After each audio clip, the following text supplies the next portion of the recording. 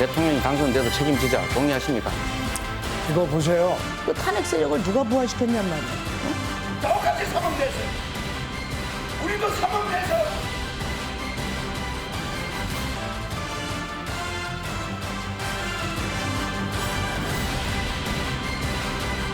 이재명 찍어서 새 세상 만들자 이렇게 해 주시겠습니까? 투표하면 바꿀 수 있습니다, 여러분. 제20대 대통령 선거가 전국 14,464개 투표소에서 시작됐습니다. 후보들 간의 치열한 접전이 예상되는 만큼 800만 표에 달하는 서울 표심에도 관심이 쏠리고 있는데요. 먼저 서울에 나가 있는 김태림 기자 연결해 보겠습니다. 네, 김태림 기자, 현재 상황 어떤가요? 네, 저는 서울 종로구 이북 5도 위원회에 마련된 평창동 제3투표소에 나와 있는데요. 이 현장에서는 긴장되지만 차분한 분위기 속에 투표가 순조롭게 진행되고 있습니다. 투표율은 7시부터 1시간마다 집계돼 발표가 되고 있는데요. 오전 10시를 기준으로 서울의 투표율은 11.2%로 집계됐습니다. 전국 투표율은 11.8%보다 약간 낮은 수치입니다. 이곳 투표소는 투표가 시작하기 전부터 10여 명의 유권자가 줄을 서서 대기하기도 했는데요. 지금은 짧은 대기줄이 간간히 생기면서 소중한 한 표를 행사하기 위한 유권자들의 발걸음은 꾸준히 이어지고 있습니다. 특히 정치 1번지로 불리는 이곳 종로는 지난 사전 투표율도 40.65%로 서울에서 가장 높았습니다. 서울은 25개 구에서 유권자가 833만 명에 달해 경기도에 이어 두 번째로 유권자가 많습니다. 그만큼 가장 치열한 격전지 가운데 하나인데요. 앞서 있었던 사전투표에서 서울은 310만 명이 투표에 참여해 37.2%의 투표율로 전국 평균을 웃돌았고 여전히 520만 표가 주인을 기다리고 있습니다. 투표 전 주의할 사항을 살펴보시면요. 오늘은 전국 어느 곳에서나 투표가 가능했던 사전투표와는 달리 반드시 정해진 투표소에서만 투표할 수 있습니다. 또 투표하러 가실 때에는 본인의 사진이 있는 신분증을 반드시 챙기셔야 합니다. 지금까지 평창동 제3투표소에서 MBN 뉴스 김태림입니다. 네, 이번에는 부산으로 가보겠습니다. 네, 대선 후보들은 제각각 선거운동 기간 마지막까지 부산과 울산, 경남, PK 표심을 잡으려고 공을 들였습니다. 네, 그만큼 PK 지역의 투표율에도 관심이 쏠리고 있습니다. 강진우 기자, 부산 투표 상황 어떻습니까? 네, 저는 지금 부산 진구청에 마련된 부암일동 제4투표소에 나와 있습니다. 이곳에서도 유권자들이 긴 행렬을 유지하면서 투표가 순조롭게 진행되고 있습니다. 오전 10시 현재 부산 지역 투표율은 11.3%로 집계됐습니다. 전국 평균보다도 조금 낮은 수치입니다. 지난 19대 대선 때 같은 시간 투표율 13.8%보다도 낮습니다. 이번 대선의 부산 지역 전체 유권자는 292만여 명, 경남은 280만여 명입니다. 앞서 시행된 사전 투표에서는 부산 34.25%, 경남이 35.91%의 투표율을 기록했습니다. 이곳 부산과 경남의 사전 투표율은 전국 평균보다도 조금 낮은 수치였습니다. 하지만 지난 19대 대선의 부산 경남 지역 사전 투표율보다는 10% 이상씩 높은 수치입니다. 그만큼 이번 대선에 대한 관심이 높다는 것이 표심으로 나타난 겁니다. 일부 투표소에서는 경찰이 출동하는 일도 벌어졌습니다. 해운대에서는 투표용지를 촬영하려던 여성이 선거관리원의 제지를 받았고 함영동에서는 투표소 천장에 구멍을 뚫렸다 카메라가 설치된 게 아니냐며 항의하는 소동이 벌어지기도 했습니다. 지금까지 부산 진구 제4투표소에서 MBN 뉴스 강진우입니다. 네, 이번에는 광주로 가보겠습니다. 네, 이재명 후보의 텃밭이지만 이번 선거를 치르면서 윤석열 후보 측에서도 공을 들인 만큼 표심의 향방이 궁금한 지역입니다. 사전 투표율이 높았던 지역이기도 하죠. 이 시각 분위기 살펴보겠습니다. 정치훈 기자, 지금 상황 어떻습니까? 네, 저는 폴리텍대학 광주 캠퍼스에 마련된 우남 3동 제2투표소에 나와 있습니다. 오전 6시부터 시작된 투표가 순조롭게 진행되고 있는데요. 차분한 가운데 유권자들의 발길이 이어지고 있습니다. 선관위에서는 장애인 등 교통약자 편의를 위해 전용 택시로 교통 편의를 제공하고 있는데요. 거동이 불편한 가운데도 소중한 한 표를 행사하려 투표하는 모습이 인상적이었습니다. 오늘 광주 날씨가 맑은 하늘을 보이고 있어 투표에 지장을 주지는 않고 있습니다. 이 시각 현재 광주 투표율은 전국 평균보다는 다소 낮은 9.3%를 보이고 있습니다. 반대로 지난 4일과 5일 진행된 사전 투표율은 높았습니다. 광주가 48.27%로 전국 평균 투표율보다도 11.34%포인트 높았는데 유권자 가운데 절반 가까이 투표를 마친 셈입니다. 이 전남의 사전 투표율도 전국에서 가장 높은 51.45%였고 그 다음으로 전북도 48.6%에 달해 호남의 표심이 본 투표율로까지 이어질지 관심입니다.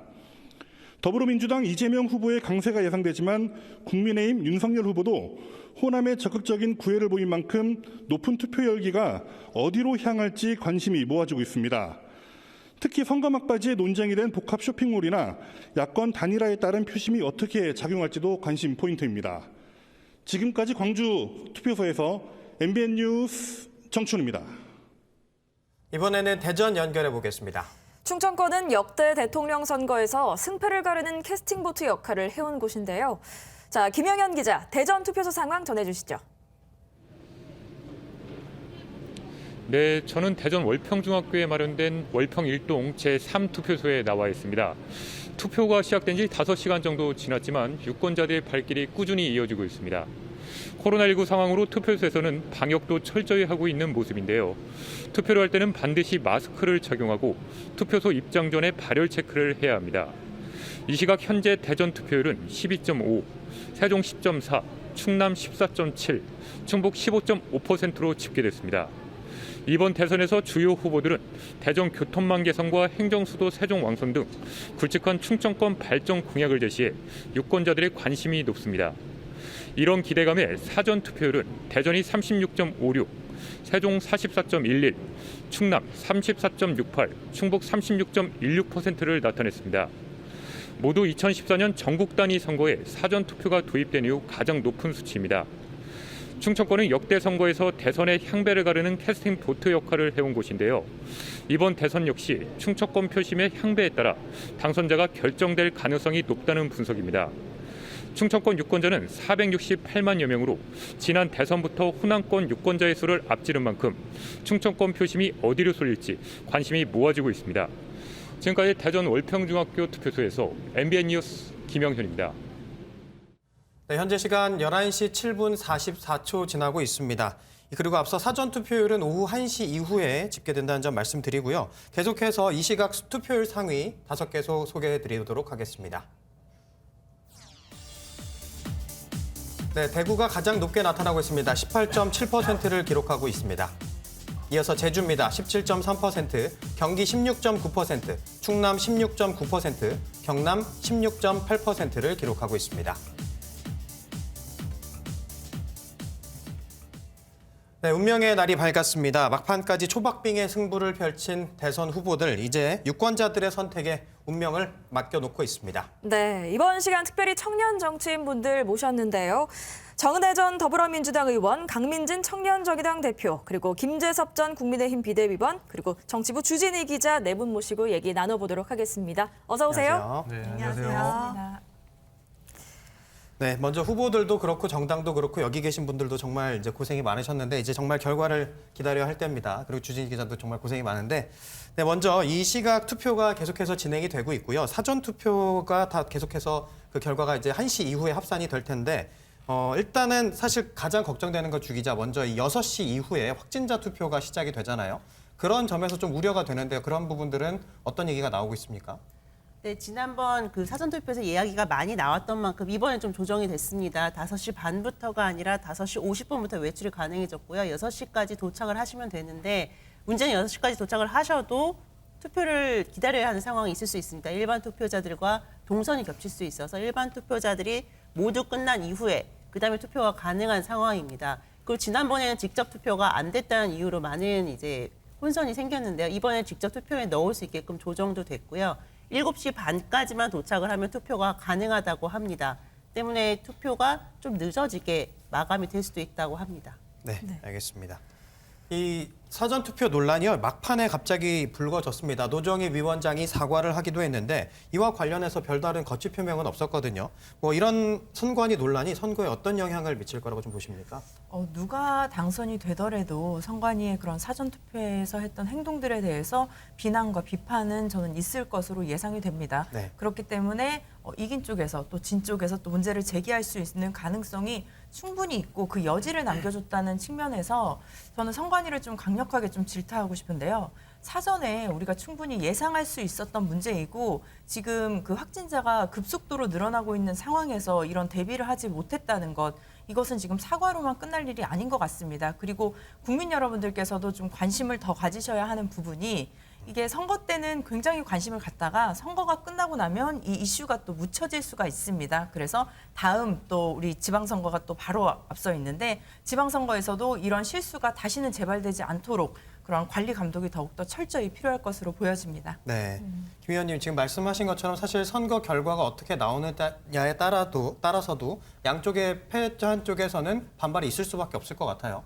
아무래도 그럴 수밖에 없죠. 근데 이제 선관위가 지금 이번에 여러 가지 문제점이 불거지긴 했습니다만은 사실 그 전부터 계속 문제점들을 노정을 하고 있었습니다. 그러니까 선관위를 향한 문제점은 크게 이제 두 가지로 정리를 할 수가 있을 것 같은데, 하나는 좀 다소 정치적 편향성이 좀 있다라고 하는 것과, 하나는 선거 관리에 있어서 굉장히 무능한 면을 보여줬다. 이 두 가지가 사실 우리는 같이 다뤄야 된다고 생각을 합니다.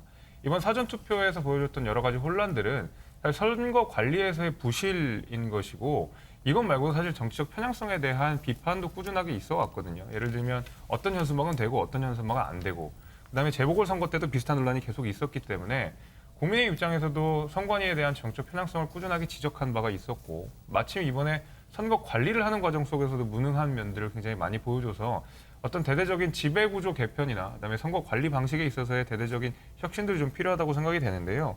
이 관리 방식에 있어서 무능은 사실 거의 뭐 필연적으로 발생할 수밖에 없었다고 생각이 되는 것이, 이번에 사전투표가 역대 가장 이제 높은 투표를 보여줬었고 확진자까지 같이 투표를 하는 상황 속에서 여러 가지 혼란들이 초래가 됐는데, 선관위 같은 경우에는 읍면동 단위에서는 사실 대부분 외주를 주거나 아니면 단기 계약직으로서 일하시는 분들이 대부분이거든요. 네. 그러다 보니까 어떤 책임성이나 전문성을 가지고 일하기 굉장히 어려운 구조였습니다.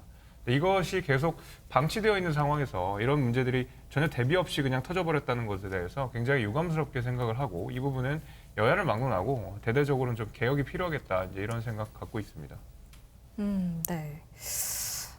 그런데 이 노정희 위원장의 대국민 담화 원고를 보니까요, 끝부분에 이런 내용이 있었습니다. 정정당당히 경쟁한 후보들이 결과에 나타난 국민의 뜻을 겸허히 받아들여 주길 바란다라고 했는데, 이 부분에 대해서는 어떻게 생각을 하시는지요? 네, 선관위의 이번 부실 관리는 규탄받아 마땅하고요. 다만 이번 선거 결과에 대해서 이번 이 선관위 부실 관리를 빌미로 해서 결과를 부정하는 그런 행태는 나타나지 않아야 한다고 생각합니다. 이번 선관위의 어떤 그 실수 내지는 이제 충분히 대비하지 못함의 문제였지, 이것이 고의적으로 어떤 정당한테 유리하게 하기 위해서 나타난 현상이 아니기 때문에 여야 각 정당들도 지지자들이 혹여라도 선거가 끝난 뒤 이 결과에 대해서 불복하는 움직임이 나타나지 않도록 정치인들이 책임감을 갖고 발언하셔야 된다고 생각합니다. 네. 네, 그런데 우상호 민주당 총괄선대본부장은 민주당과 대통령의 책임은 아니라는 식의 발언을 했고요. 국민의힘 쪽에서는 책임자는 사퇴를 해야 한다, 이런 입장인 것 같습니다. 그럼 어느 선까지 책임을 져야 할 문제라고 생각하시는지 궁금합니다. 글쎄요, 저는 이제 우상호 의원의 말이 조금 동의를 하기는 어려운 게요. 그 선관위원이 중앙선거관리위원회 위원이 9명으로 구성되어 있는데, 그 중에 3명이 이제 대통령이 임명하시는 분이고요. 나머지 3명이 또 이제 대법원장이 임명하시는 분이 3명이고, 국회 협의를 통해서 3명이 나머지 추천이 돼서 총 9명이 이제 있습니다. 대통령이 임명한 3명이 당연히 대통령의 직간접적인 영향을 받는다는 건 사실일 테고, 대법원장이 임명한 3명의 경우에도 대법원장을 대통령이 임명하는 한 대통령의 입김이 직간접적으로 들어갈 수밖에 없다는 것이 사실 뭐 정치적인 현실인 것이고요. 나머지 이제 3명, 국회 추천으로 인한 3명 중에서도 야당이 추천한 인사를 더불어민주당이 반대를 하는 바람에 지금 현재 8명인 체제에서 조혜주 상임위원이 사퇴를 하는 바람에 지금 7명으로 운영이 되고 있거든요. 그럼 사실 이제 야당이 추천한 인사는 배제가 되고, 대통령이 임명한 사람과 대통령이 임명한 대법원장이 임명한 사람들이 주로 구성이 되어 있는 이 선관 7명의 선관위 체제에서 어떻게 여당의 책임이 없다 이렇게 말씀하실 수 있는지 저는 그 부분에 대해서 굉장히 좀 의아하다는 생각이 듭니다. 네. 그 부분은 이제 선거 이후에도 계속해서 어떤 반응이 나올지 살펴봐야겠고요. 대선 공식 선거 운동이 지난 자정에 종료가 됐습니다. 각 후보들이 피날레로 유세장을 선택을 한 곳이 광화문, 그리고 서울광장, 홍대 이렇게 선택을 했습니다. 먼저 이재명 후보가 수도권 유세를 마치고 광화문에서 마지막 유세를 했어요. 네, 어제 저는 광화문 유세를 보면서 굉장히 앞으로 국민을 위한 어떤 국민의 대통령이 이재명의 모습이 아닐까라는 생각을 좀 그려봤는데요. 특히 저는 가장 인상 깊었던 것이 이제 일반 시민분들이 나오셨습니다. 그래서 일반 국민들의 꿈을 얘기했습니다. 다문화 가족의 여성이라든지 장애인 그리고 신혼부부들 자신의 꿈을 얘기하면서 그 꿈이 개인의 꿈이자 이제는 이재명의 꿈이 되고 대한민국의 꿈이 되었으면 좋겠다 하는 그런 연설이 있었는데요. 굉장히 좀 감동적으로 아마 국민 여러분들도 좀 느끼시지 않았을까라는 생각이 듭니다. 가장 중요한 것은 지금 우리가 뭐 다른 지역을 논외로 두더라도 특히 인천과 또 경기도 지역에는 우리가 지금 경합 우세 약간 이렇게 좀 판단을 하고 있고요. 하지만 서울 지역에서는 약간 열세로 좀 판단을 하고 있습니다. 내부적으로. 그렇기 때문에 서울 그리고 수도권에서의 결과가 전체 선거에 어느 정도 가장 큰 영향을 미치지 않을까. 그리고 이재명 후보도 지금 계속 얘기하는 것이 한 표 선거다. 아니면 두세 표 차이로 결과가 나올 수 있다라고 말씀을 하고 계시기 때문에 계속 그 얘기를 하셨죠. 네, 아마도 이번 선거에서는 정말 양 진영이 총결집이 되고 그리고 가장 중요한 결정을 하지 못하신 분들 특히 선거 당일에 결정하시는 분들이 한 6, 7%가 되신다고 합니다. 그래서 그분들의 마음을 잡는 것 그것이 가장 중요했던 유세가 아니었나 싶습니다. 네, 윤석열 후보도 역시 이 제주에서 서울까지 훑고 나서 마지막 유세로는 이 서울광장을 택했어요. 역시 뭐 수도권에는 역시 좌우한다 이렇게 본 거겠죠? 네, 그러면요. 이제 서울 표심이 아까 우리가 좀 봤듯이 800만이 넘고 제일 많이 이제 인구가 집중되어 있고 결국 서울의 표심에 의해서 대통령 선거 결과가 달라질 것이기 때문에 서울에 당연히 윤석열 후보도 공을 들이는 것이 맞는데 이번에 서울 선거 같은 경우에 조금 특이한 양상들을 저희가 보고 있는 것이요. 기본적으로 서울의 이제 득표율이 더불어민주당이 늘 이제 유리하게 나왔었습니다. 대선 국면에서는. 예를 들면 하다못해 2012년에 박근혜 전 대통령이 당선됐을 당시에도 문재인 후보가 서울 지역 투표율은 더 높았거든요. 득표율은 더 높았었는데 그래서 전통적으로 더불어민주당이 서울 득표율이 더 높았음에도 불구하고 이번 20대 대선에서는 윤석열 후보의 서울 지지율이 더불어민주당보다 꾸준하게 높았던 양상들을 보여줬기 때문에 아마 윤석열 후보도 이런 부분들을 의식했을 거라고 생각합니다. 가장 최대의 표심이 자리 잡은 곳이 바로 서울이고 또 이번에 그전과는 좀 다르게 서울 표심이 윤석열 후보를 향하고 있다는 점 그런 것들을 여러 가지 고려해서 마지막 유세를 서울에서 한 곳으로 결정한 것이 아닌가 그렇게 보고 있습니다. 네. 그리고 심상정 후보는요 대학가를 중심으로 마지막 유세를 마쳤는데 강 대표님 그 마지막 대학가를 선택했다는 건 청년 표심에 결국 호소하겠다 이렇게 봐야겠나요? 네, 청년들이 저희 심상정 후보 유세를 할 때 반응이 가장 뜨겁습니다. 많이 울기도 하시고요 만났을 때. 그래서 저희가 대학가와 이 청년들이 많이 찾으시는 장소 중심으로 마지막 유세는 진행을 했는데요. 기성정치가 쥐어준 두 가지 선택지 중에서 양자택일 하라는 요구를 거부하고 제3의 길을 청년 유권자들께서 내달라는 호소를 드렸고 소신투표는 선거가 끝나고 사라지는 표가 아니라 선거 이후에도 우리 대한민국을 바꾸는데 원동력이 되는 한 표라는 것 강조드렸습니다. 네. 네, 주진희 기자, 동선을 저희가 한번 살펴볼 텐데 저희 동선을 한번 띄워주시죠. 그 후보들 동선을 살펴보면 결국 후보들이 어디에 집중했나 이렇게 알 수 있잖아요. 어디에 집중을 했나요, 후보들이? 네, 이번 아무래도 대선 후보들은 가장 집중했던 곳이 바로 수도권입니다. 지난 유세 한번 총괄해서 보면요. 이재명 후보 같은 경우는 이제 서울을 가장 많이 찾았고요. 그 다음이 부울경, 대구, 경북 순이었습니다. 네. 윤석열 후보 같은 경우는 경기가 더 많았고요. 그 다음이 서울, 그 다음에 경남, 충남 순이었습니다. 아무래도 서울 수도권에서 가장 부동층이 많다고 판단을 하고 있는 것으로 보이고요. 윤석열 후보 같은 경우는 경기도가 위에 올라간 이유는 아무래도 이재명 후보가 경기도지사였다 보니 그쪽을 공략하겠다는 의도가 있었던 것으로 보입니다. 하지만 그래도 어제 마지막은 무조건 수도권에서 모든 유세를 마무리했습니다. 네. 자, 그리고 더 주목할 부분은 이 피날레 이후에 후보들이 찾은 장소가 주로 2030 세대가 많이 찾는 장소였다는 점입니다. 이 후보는 홍대, 윤 후보는 강남으로 향했는데요. 세 분 모두 청년 정치인이신 만큼 이 캐스팅 보트를 쥐고 있는 2030의 표심 어떻게 보시는지 궁금합니다. 먼저 그렇죠. 이제 특히 2030 남성들 같은 경우에는 꾸준하게 국민의힘을 지지하는 양상들을 대선 과정 내내 거의 일관되게 이제 보여왔었습니다. 30대 같은 경우는 좀 들락날락했었고 20대 남성 표심 같은 경우에는 윤석열 후보와 이준석 대표 간의 갈등이 있었던 국면에서는 다소 떨어지는 양상들을 보여주긴 했지만 꾸준하게 국민의힘을 지지하시는 분들이 많았거든요. 그렇기 때문에 사실 이런 앞으로 이제 우리 투표 양상에 있어서도 20대, 30대가 국민의힘을 지지할 것이다라고 이제 충분히 예측할 수가 있는데 20대, 30대의 특징이라고 한다 그러면 기본적으로 국민의힘을 많이 지지했던 것도 사실이지만 전통적으로 투표율이 가장 낮은 세대이기도 했었습니다. 특히 20대, 30대 남성들의 투표율이 다른 어떤 연령대나 성별보다도 낮았음에도 불구하고 이번 같은 경우에는 사전투표에서도 그렇고 본투표에서도 그렇고 20대 남성들, 30대 남성들이 반드시 이번에 투표하겠다라는 여론들이 굉장히 많이 있어서 사실 이 20대, 30대 표심은 상당 부분 국민의힘으로 흘러가지 않을까라고 저는 예측하고 있습니다. 네, 김 의원님께서 이렇게 얘기를 해주셨는데 민주당 입장에서는 동의하시나요? 뭐 일부 동의하는 부분도 있고 또 동의하지 않는 부분도 있습니다만 지금 2030이 부동층이 많다는 것은 저는 여야가 할 것 없이 모두가 동의를 하는 부분이 아닌가 싶습니다. 특히 가장 중요한 것이 우리 과거 윗세대들은 어떤 이념이라든지 민주화라든지 이런 가치에 의해서 이렇게 양분화되는 경우들이 있었는데요.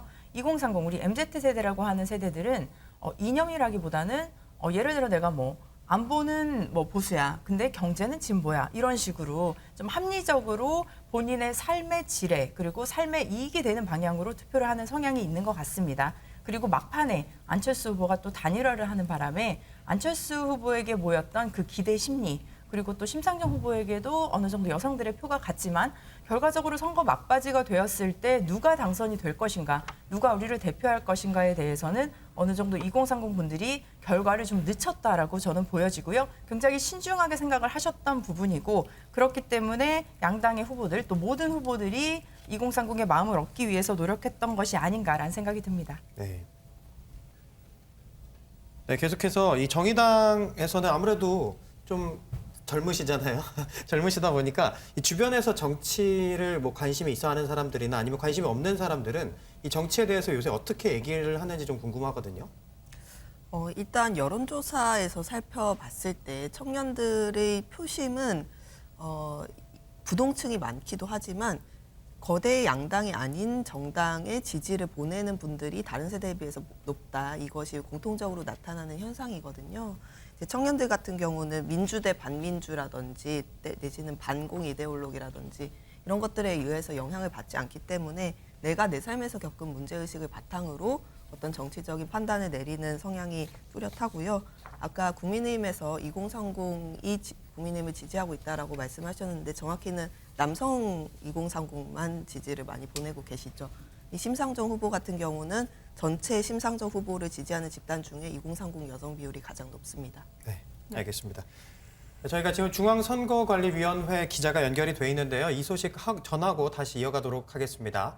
제20대 대통령 선거 오늘 오전 6시부터 시작이 됐습니다. 전국 14,464개 투표소에서 시작이 됐는데요. 네, 현재 투표가 5시간 정도 지났는데요. 현재 중앙선거관리위원회 나가 있는 취재기자 연결해서 알아보겠습니다. 네, 정태진 기자 전국 투표 상황 전해주시죠. 네, 저는 지금 경기도 과천 중앙선거관리위원회에 나와 있습니다. 이곳에는 소중한 유권자들의 한 표 한 표가 쉴 새 없이 최신화되고 있습니다.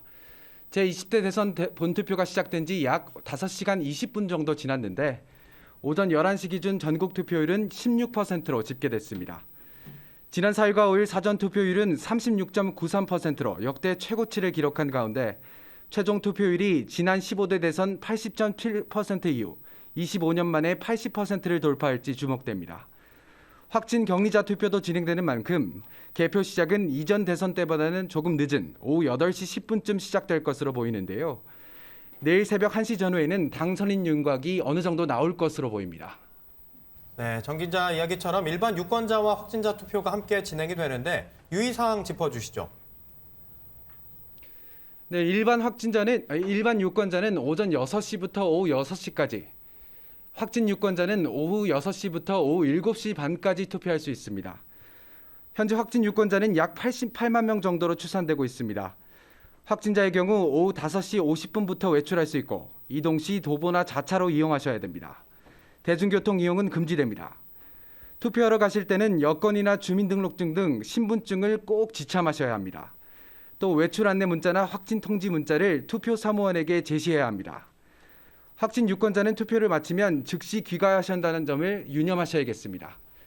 지금까지 중앙선관위에서 MBN뉴스 정태진입니다. 네, 남은 건 이제 오늘 투표율입니다. 후보마다 투표율을 올리기 위한 호소가 이어졌는데요. 관련 영상 보고 오시겠습니다. 오늘이 마지막 날인데다가 너무 간절하고 절박하지 않습니까?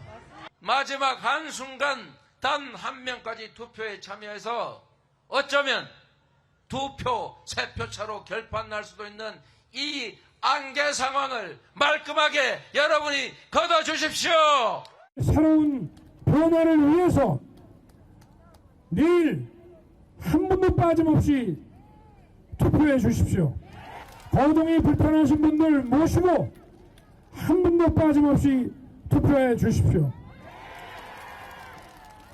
저 윤석열 책임있게 정직하게 제주를 바꾸겠습니다. 심상정에게 주는 한 표만이 가장 확실한 변화를 만들어낼 수 있는 펄펄 살아 움직이는 생표가 될 것이다. 여러분 동의하십니까? 네, 사전투표가 역대 최고 투표율을 기록하다 보니까 이번 선거에서 25년 만에 80% 투표율이 나올 수도 있다 이런 얘기도 있는데 주 기자, 역대 대선 투표율 어땠는지 좀 짚어주시죠. 네, 말씀대로 이번에 80% 넘을 것으로 예상은 되는데요. 그 역대 한번 보면요. 2000년 이후로 말씀을 드리겠습니다. 노무현 전 대통령 당선되었던 2002년에는 70.8%였고요. 이명박 전 대통령 당선 때는 2007년인데 63%, 그리고 박근혜 전 대통령 당선인 2012년에는 75.8%였습니다. 그리고 지난번 대선이죠. 문재인 대통령이 당선됐던 때는 77.2%로 약간 하향했다 다시 올라가는 추세입니다. 네, 이렇게 사전투표율이 나와 집계가 됐는데 호남에서 사실 사전투표율이 굉장히 높게 나오지 않았습니까, 정 의원님? 그래서 일단 이게 저마다 어디가 유리하다 해석을 하고 있지만 민주당에서는 호남이 높으니까 당연히 우리가 더 유리하다 이렇게 해석을 하는 것 같아요. 네, 뭐 그렇게 단순히 생각을 할 수는 없지만 가장 중요한 거 더불어민주당에서의 호남의 바람 그리고 호남의 중심이 실제로 수도권까지 영향을 미치고 있습니다. 이재명 후보가 마지막 유세 날에 호남을 방문하지 않았죠. 근데 방문하지 않았던 이유 중에 하나도 호남 분들이 여기는 내려오지 말아라. 서울과 수도권 지역에 집중하라. 네. 우리는 알아서 우리가 투표를 하겠다라는 말씀을 또 많이 하셨습니다. 네. 그리고 호남에서 전화도 정말 많이 오셨고요. 그렇기 때문에 호남 지역에 호남의 투표율이 높다는 것은 호남 분들이 투표를 많이 한다는 의미도 있지만 그 바람이 정말 호남을 지나서 서울 수도권까지 영향을 미칠 수 있다라는 것을 또 강조드리고 싶습니다. 네. 반면 이 국민의힘 입장에서는 윤석열 후보가 이례적이라고 할 정도로 호남을 굉장히 많이 찾지 않았습니까, 김 의원님? 그래서 사실은 호남에서 한 30% 정도는 나올 수 있지 않냐 이런 기대감을 감지하는 분위기도 있다고요? 그럼요. 저희는 이번에 사전투표율이 광주, 전남에서 굉장히 높았던 것을 민주당에서는 여러 가지 이제 민주당에서 유리한 측으로 해석을 많이 하시긴 하는데 저는 거기에는 좀 동의하지 않는 것이 사실 광주, 전남의 경우에 국한해서 이번 대선 때 가장 큰 정치적 이슈 2가지를 던져보자고 한다 그러면 기억나는 것이 크게 이제 2가지가 있습니다. 하나가 복합 쇼핑몰 유치와 관련된 뜨거운 논쟁이 한번 광주, 전남에서 있었고요. 두 번째, 젊은 세대를 중심으로 해서 국민의힘을 이제 한번 되돌아보기 시작했다라는 것이거든요. 그전에는 말 그대로 국민의힘의 불모지 같은 지역이 바로 광주, 전남 아니었습니까? 그럼에도 불구하고 이번엔 젊은 세대 중심으로 국민의힘을 한번 찍어볼 수도 있겠다라고 해서 사실 이게 어떤 지역구도 타파라든지 이런 여러 가지 측면에서 대선 전국에서 많은 이슈가 됐었습니다. 근데 앞서 말씀드린 대로 복합 쇼핑몰 유치나 아니면은 젊은 세대를 중심으로 국민의힘을 지지하기 시작했다는 것이 민주당에게 유리할 것인지 아니면 국민의힘에게 유리할 것인지 그냥 단순하게 생각을 해봐도 훨씬 국민의힘에게 유리한 국면이거든요. 어떤 광주, 전남이 바뀔 수 있다. 우리가 지지하는 세력이 바뀔 수 있다라는 시그널을 주고 있는 것이기 때문에 저는 사전투표가 이렇게 높다고 하는 것이 물론 이재명 후보를 지지하시는 분들도 굉장히 많이 그 투표에 담겨 있겠지만은 그전에 없던 표, 광주 전남에서 국민의힘에게 보내지 않았던 표들도 상당 부분 이 사전투표에 반영이 되었다고 생각을 하고 그런 열망들이 이어진다 그러면 윤석열 후보와 이준석 대표가 대선 내내 그리고 앞으로도 그 전에도 계속 공을 들이고 있는 광주 전남의 투표율이 20% 이상을 충분히 넘어가지 않을까라고 저는 예측해보고 있습니다. 네. 그런데 오히려 국민의힘의 텃밭이라고 꼽히는 대구의 사전 투표율이 굉장히 낮았거든요. 이 부분에 대해서는 어떻게 보시는지 좀 궁금한데요. 그러니까 이번 대선이 사실은 뭐 비호감 대선이다, 뭐 여러 네거티브만 있는 대선이다라고 여러 가지 이야기들이 많이 있었지만은 그 와중에서도 굉장히 긍정적인 것 하나를 찾자 그러면 이 지역 구도가 대단히 많이 희석되고 있다는 것이거든요. 그러니까 광주 전남에서 국민의힘을 지지하시는 젊은 세대들이 나타나기 시작했고 이재명 후보의 고향인 TK에서도 이재명 후보를 지지하는 전통적으로 국민의힘을 강한 지지세를 보였던 대구 경북에서도 이재명 후보를 지지하는 분들이 꽤 많이 늘고 있었다는 것이거든요. 그래서 어떤 정치적 유불리와 상관없이 이번에 특히 이제 영호남 간의 정치적 구도가 상당 부분 과거의 대선보다는 많이 희석되고 있다라는 것이 저는 긍정적으로 보고 있고 광주 전남에서 국민의힘 득표율이 올라갔던 것처럼 TK에서 이재명 후보의 지지율이 좀 올라가는 것은 좀 자연스러운 어떤 현상이라고 저는 봅니다. 네. 네, 강 대표님, 이 정의당에서는 지금 이 사전 투표율이 상당히 높게 나왔는데 또 전국적인 이 투표 상황이라든지 이런 것들을 어떻게 분석을 좀 하고 계신가요? 저희는 지역 관계없이 전반적으로 높은 투표율에 주목을 하고 있는데요. 그동안 부동층이라든지 내지는 여론조사 무응답층 같은 경우는 양당 비토층이 많았습니다. 이재명, 윤석열 후보 모두 호감이 가지 않고 대안이 아니다라고 생각하시는 분들은 여론조사에서도 잘 응답하지 않는 그런 경향을 보였거든요. 그리고 실제로 2030이나 여성들 같은 경우에는 여론조사에 응답하는 그 표본이 적어서 제대로 그 조사 결과에 반영이 안 됐다라고 이렇게 볼 수도 있는데 지금 제3지대는 안철수 후보 사퇴 이후에 심상정 후보 혼자 남았기 때문에 이런 양당 비토층이 투표장에 그래도 많이 나왔다. 그러면 이제 어떤 정의당에도 좀 좋은 결과를 기대할 수 있지 않을까 이렇게 보고 있습니다. 네, 알겠습니다. 네, 계속해서요. 저희 그 상황실 준비되어 있는데요. 오늘 나는 자연인이다를 컨셉으로 해서 준비를 했다고 합니다. 상황실 연결해서 한번 들어보도록 하겠습니다. 네, 시각 선거 상황실입니다. 힐링이 필요한 분들이라면 지금 바로 TV 앞으로 모이셔야겠습니다. 왜냐하면 저희가 고요한 자연 속에서 투표율을 확인할 수 있는 아주 특별한 시간을 마련했거든요. 네, 자연인이다와 함께 맛있는 음식도 먹고 장작도 패고 운치도 즐기고 선거 방송 보느라 눈이 바쁘셨다면 이번에는 잠깐 쉬어가는 시간 가져보시기 바랍니다. 바로 만나보시죠. 네, 깊은 산속 따뜻한 남양을 바라보고 있는 이곳이 바로 자연인의 집입니다. 손을 흔드시네요. 안녕하세요.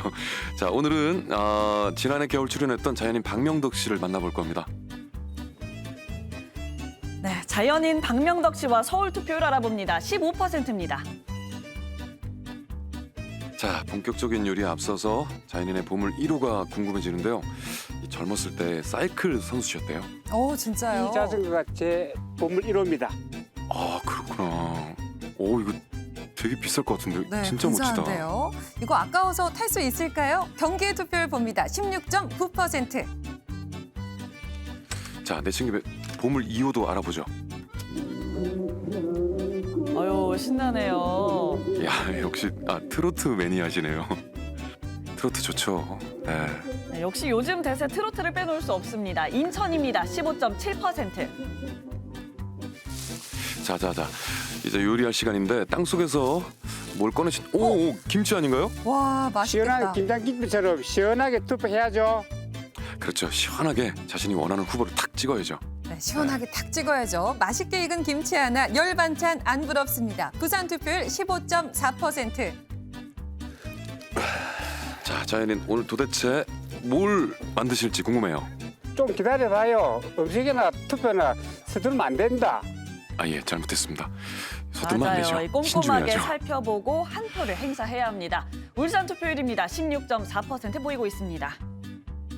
자, 그렇다면은 뗄감 먼저 자연인 실력 한번 보죠. 한 번에. 힘이 장사신데요? 역시 대단하십니다, 자연인. 네, 자연인의 뗄감 많이 내공이 쌓였어요. 정말 하루 이틀에 쌓인 게 아닙니다. 경남의 투표율 16.8%입니다. 자, 그렇다면 내친 김에 제작진도 한번 도전을 해봐야죠. 아이고. 어떻게? 너무 부끄러운데? 이게 진짜 쉬운 게 저거 아니에요. 쉬운 일 아니에요. 괜히 자연인 아닙니다. 대구 투표율입니다. 18.7%. 자, 과연 어떤 요리가 나올지 궁금해집니다. 궁금합니다. 팔을 숭숭 써시고. 소리 너무 좋은데요? 때가 두둑해야 투투할 맛도 나는 거 아닙니까? 아, 그렇죠. 맞는 말씀이십니다. 네, 오늘 투표함도 두둑하게 찼으면 좋겠습니다. 경북의 투표율 16.3%. 이게 돼지고기 두리치기인데 산속생활에서는 영양 보충이 최고 아닙니까? 영양 보충 중요하죠. 그럼요. 맞아요. 건강 챙겨야 됩니다. 자, 광주 투표율입니다. 13% 기록하고 있습니다. 근데 오늘 자연인 요리 비법을 공개한다고 했는데? 뭐 별거 있어요. 눈짐작으로 하는 게지. 아, 눈짐작. 그렇죠. 눈짐작 최고죠. 예. 최고긴 한데 눈짐작이 제일 어렵거든요. 전남 투표율 보겠습니다. 13.4% 기록하고 있습니다. 아, 소뚜껑 돼지고기 두루치기. 아, 맛있겠다. 야, 막 손으로 투표나 비비시네요. 요리나 눈짐작인데 투표하자는 말 아닙니까? 알겠습니다. 너무 맛있겠다. 잘 끓고 맞습니다. 있어요. 눈 똑바로 뜨고 알맞은 간에 도장을 꾹 찍어야 됩니다. 전북 투표율입니다. 13.8%.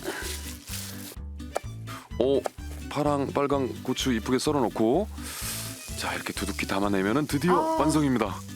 너무 맛있겠네요.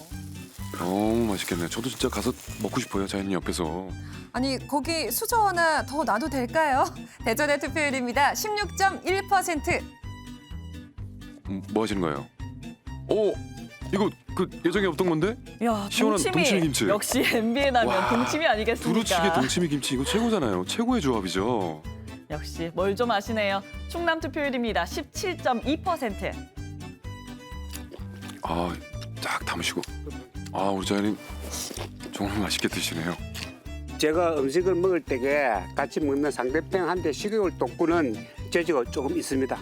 그러시구나. 어쩐지 엄청난 지금 재주를 제가 가지셨네요. 여기서 멀리서 보고 있는데도 막 먹고 싶고 막 그래요.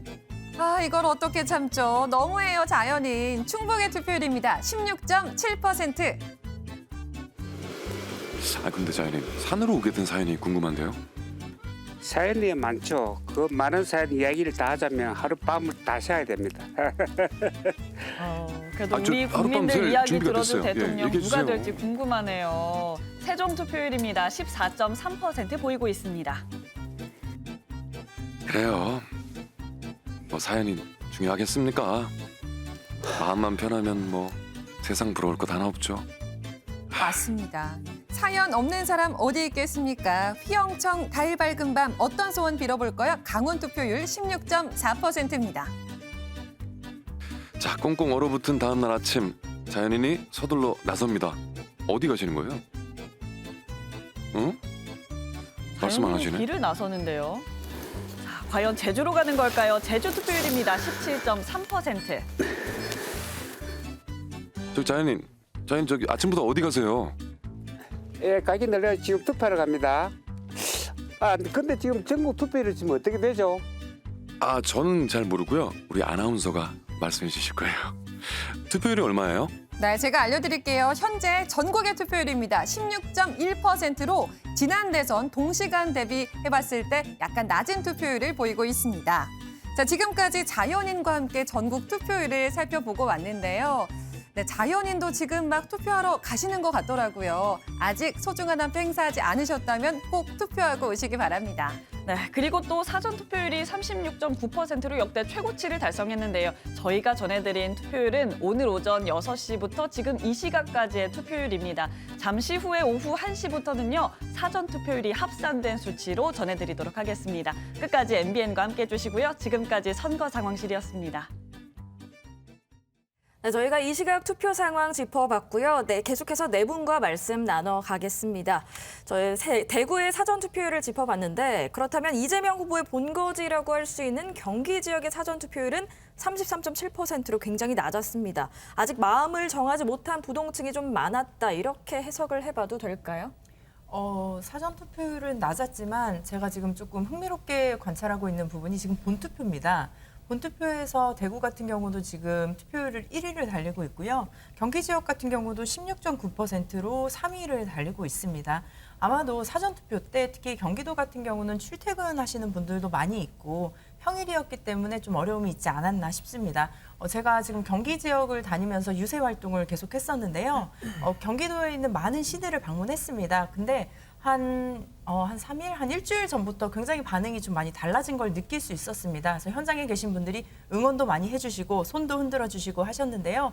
아마도 경기도가 체감한 이재명, 그리고 경기도가 키운 이재명, 경기도는 그 효능감을 알고 있고 이재명의 정책에 대해서 너무나 많은 것들을 경험한 어떻게 보면 증인이라고 할 수 있겠죠. 그렇기 때문에 인구도 굉장히 많고요. 아마 본투표 때 많은 분들이 저는 이재명 후보님을 좀 지지하시지 않을까라는 생각을 조심스럽게 해봅니다. 네.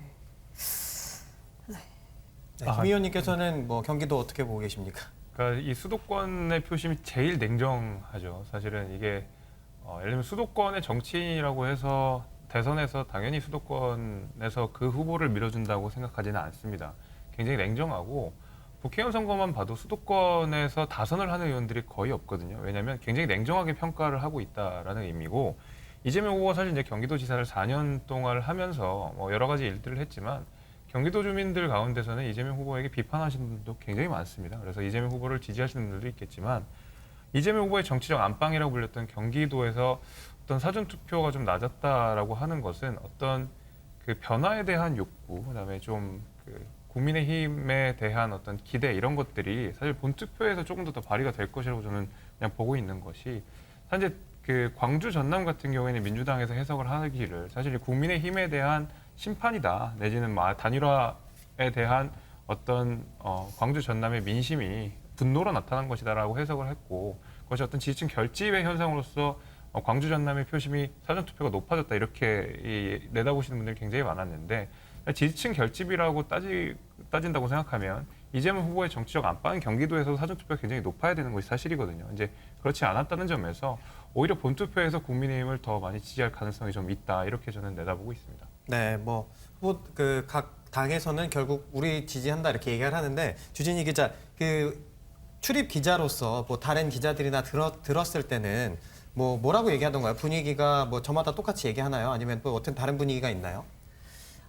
가장 기자들 사이에서 분기점이 됐던 거는 안철수 대표와의 단일화였던 것 같습니다. 네. 그 전만 하더라도 아직은 모른다, 어떻게 나올지 판세가 가늠이 안 된다라고 이제 평가가 많았는데요. 안철수 대표와의 그 단일화 이후에는 흐름이 윤석열 후보에게 좀 굳어진다라는 평가도 있고요. 네. 반면에 윤석열 후보로 굳어지는 분위기에 대한 반발감으로 이제 2030이 가장 중요한 부동층인데 그 중에서도 남성이 아닌 이제 여성층들의 표가 흩어져 있었는데 이 표가 어디론가 몰리지 않을까라는 분석도 나오고 있습니다. 그래서 윤석열 후보가 약간 우세하지만 그래도 이 여성들의 표심이 어디론가 몰린다면 아직은 모르지 않나라는 평가가 기자들 사이에서는 좀 있습니다. 네, 뭐 이 이야기의 반추일 수도 있는데 국민의힘에서는 격차 큰 승리를 할 거다. 그래서 뭐 이준석 대표 같은 경우에는 한 10% 차이까지도 날 수 있다 이렇게 이야기를 한 게 있고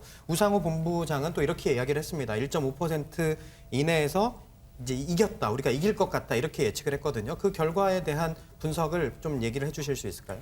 일단 투표장으로 얼마나 많은 분들이 나오느냐에 따라서 분명히 결과는 달라질 것 같고요. 예. 저희가 한 75% 과거의 데이터를 봐도 한 이상일 경우에는 민주당이 좀 우세한 경우가 있었습니다. 그렇기 때문에 저는 그 한 명이라도 더 많은 분들이 투표장으로 나가는 것이 지금 중요하고 우리가 아직 뭐 결과가 정해진 것은 아니지만 또 뭐 확진자분들도 이제 투표를 하실 텐데요. 약간 좀 걱정이 되셔서 투표하러 가시지 못하는 분들도 계신 걸로 좀 알고 있습니다. 그래서 그런 분들까지라도 투표 한 표의 가치가 경제적으로 우리가 돈으로 환산하면 한 6,700만 원 정도 된다고 합니다. 네. 그래서 우리가 정말 이 한 3초, 5초의 선택이 앞으로의 5년을 결정하는 중요한 그런 시기이기 때문에 네. 국민 여러분들께서 투표해 주시리라 믿고요. 그리고 어느 선거에서도 사실은 민주당이 압도적으로 승리한 경우는 없었습니다. 매번 단일화를 한다든지 아니면 우리가 이기더라도 정말 많은 분들이 투표장으로 나와주셔야지만이 이길 수 있었던 선거들이 많았기 때문에 이제는 대한민국이 앞으로는 뭐 갈등이라든지 혐오가 아니라 정말 화합의 대통령 그리고 하나가 될 수 있는 대한민국으로 가기 위해서 이 위기 상황에 더 많은 분들이 좀 투표장으로 나와주시기를 저는 간곡히 부탁드립니다. 네. 반면 이준석 대표 같은 경우에도 어떤 뭐 근거 없이 그렇게 10% 차이다 날 거다 이렇게 얘기하진 않으셨을 거 아니에요? 그렇죠. 네. 그러니까 지금 남아있는 변수라고 그런다 그러면 결국 가장 중요한 것은 앞서 말씀드린 단일화가 제일 중요하죠. 이제 단일화의 여파가 얼만큼 윤석열 후보 지지율에 영향을 줄 것인가 이것이 관건으로 될 것 같은데 안철수 후보를 지지했던 표심 대부분이 저는 윤석열 후보한테 갈 것이라고 그대로 이전이 될 것이라고 보고 있습니다. 그 이유를 말씀드리자 그러면 안철수 후보의 슬로건에서 우리가 찾을 수가 있을 것 같습니다. 안철수 후보가 내세웠던 슬로건은 더 나은 정권 교체였거든요. 그러니까 정권 교체의 방점이 찍혀져 있었습니다. 그래서 민주당이 아니라 정권 교체를 좀 했으면 좋겠다. 그것이 윤석열이어도 좋고 안철수도 좋은데 나는 안철수가 더 좋다. 안철수가 더 나은 대안이라고 생각하시는 분들이 안철수 후보를 지지했거든요. 그러니까 정권 교체라는 큰 틀 안에서 그 유권자분들이 안철수 후보를 지지하는 상황이었기 때문에 사실 윤석열 후보와 안철수 후보가 단일화되면서 정권 교체라는 큰 틀 안에서 윤석열 후보로 지지세가 자연스럽게 옮기게 될 것이라고 저는 보고 있습니다. 물론 그 가운데서는 나는 안철수 자체를 지지했다. 정권 교체와 상관없이 나는 안철수라는 사람이 좋았다라고 생각하시는 분들 중에서 일부는 투표장에 나가시지 않는 분들도 계실 것 같고 그중 일부는 이재명 후보에게도 옮겨가겠지만 사실 절대 다수 이 지형 자체가 안철수 후보를 지지하는 유권자의 지형 자체가 정권 교체를 열망하고 계시는 분들이 거의 대다수시기 때문에 이것이 자연스럽게 윤석열 후보의 표로 이어간다라고 예측이 돼서 10%라는 큰 격차를 이길 수 있는데 큰 일조를 할 것이라고 하나가 생각하고요. 하나가 이제 2030의 지지, 특히 이제 남성들의 지지가 국민의힘이 굉장히 높은데 이들이 전통적으로 투표장에 잘 안 나가는 세대라는 점, 잘 안 나가는 성별이라는 점을 고려했었을 때 사실 이번에 많은 20대 남성들이 투표를 하겠다, 투표장에 나가겠다라고 선언을 하고 실제로 그런 움직임들이 이어지고 있는 가운데서 이 10%라는 좀 많은 격차들을 만드는데 20대, 30대의 높은 득표율이 또 상당 부분 일조를 할 것이라고 생각이 돼서 10%라는 것이 다소 좀 과장돼 보이기도 하지만 충분히 일어날 수 있는 저는 득표율이라고 봅니다. 네, 저희가 단일화 이야기도 이따 또 하겠지만 안철수 후보가 사퇴를 하면서 심상정 후보의 득표율에도 영향이 있을 수 있지 않나 이런 평가도 있는데 이 부분은 강 대표님 어떻게 보십니까? 아무래도 이 양당 비토층 같은 경우에는 지금 대안이 심상정 후보가 유일하게 유의미한 대안으로 남아있기 때문에 저희를 많이 선택을 해주시지 않을까 이렇게 예상을 하고 있고요.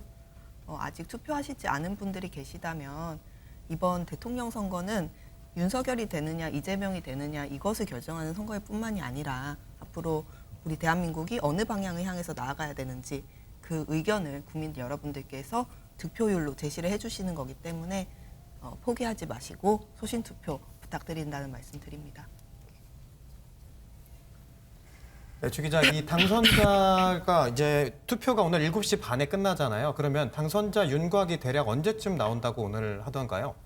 네, 그 당선자 윤곽은 이르면 새벽 1시 정도 예상을 하고 있는데요. 근데 문제는 일반 투표자들의 투표가 6시에 끝나지만 아직 투표하지 못하신 분들을 먼저 투표를 하고 그 다음에 이제 확진자 투표로 넘어가기 때문에 조금씩 딜레이 될 가능성이 있습니다. 그리고 확진자분들 같은 경우도 7시 반까지만 오시면 투표가 가능한 상황이기 때문에 7시 반에 오셔서 뒤늦게 투표하시는 분들도 계실 수 있거든요.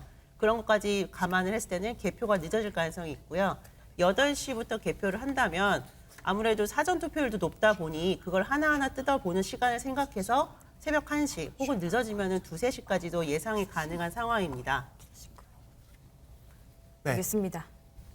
네, 저희가 이제 이 선거 관련해서 준비한 영상이 있는데요. 지금 먼저 영상 보시고 대담 이어가 보도록 하겠습니다.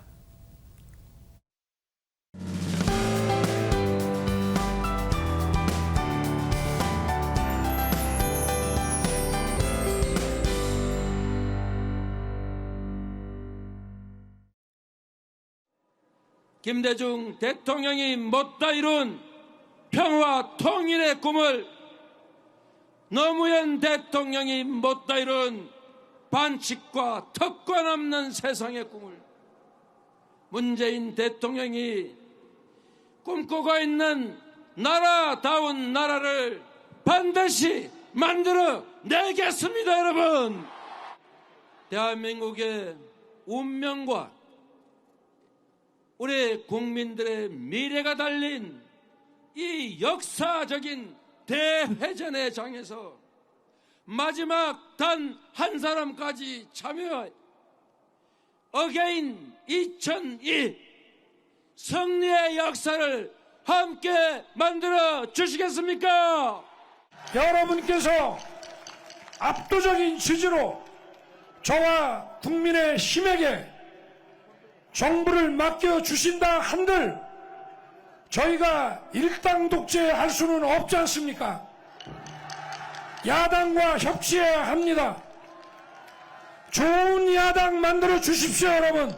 민주당과도 멋지게 협치해서 국민 여러분께 통합을 선사해 드리고 경제 발전 이루가겠습니다, 여러분. 이런 역대 비호감 선거 이번 대통령 선거로 끝내야 된다. 양당만 서로 교대로 정권 잡는 시대 이제 이번 대통령 선거로 끝내자. 그러려면 제3지대에 확실한 대안을 키워야겠다. 저는 이런 소신정치의 열망이 투표율을 끌어올리고 있다고 생각하는데 여러분 동의하십니까? 단언컨대 지금 세 사람 후보 중에 심상정에게 찍는 표만 대한민국을 미래로 안내하는 표가 될 겁니다.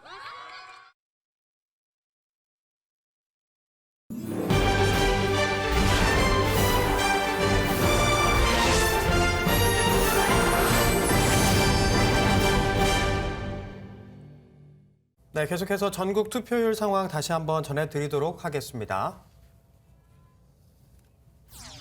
네, 전국 투표율 청와대 다음 주인은 누가 될까요? 이 시각 전국 투표율 19.2%를 기록하고 있습니다.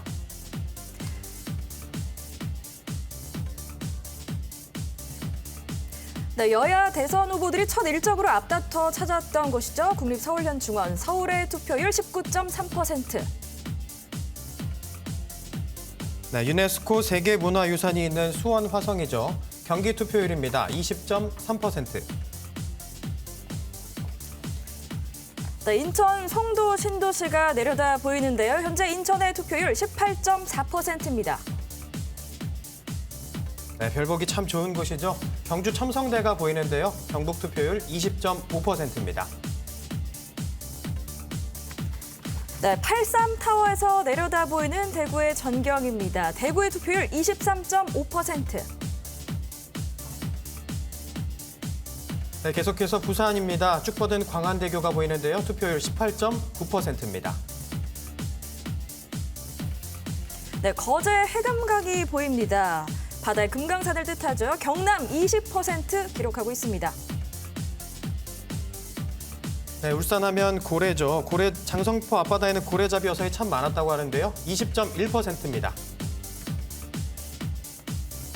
네, 민주화의 성지로 꼽히는 광주의 투표율 14.5%입니다. 푸른 녹차밭이 펼쳐진 보성 녹차밭이죠. 전남입니다. 16%입니다. 네, 고즈넉한 전주 한옥마을이 있는 전북입니다. 16.4%. 네, 과학의 도시죠. 대전입니다. 대전의 투표율 18.4%입니다. 네, 부여 국남지가 보이는데요. 연꽃이 참 예쁜 곳이죠. 21.2%입니다. 네, 계속해서 단양 도담 삼봉이 보입니다. 충북입니다. 20.6%입니다.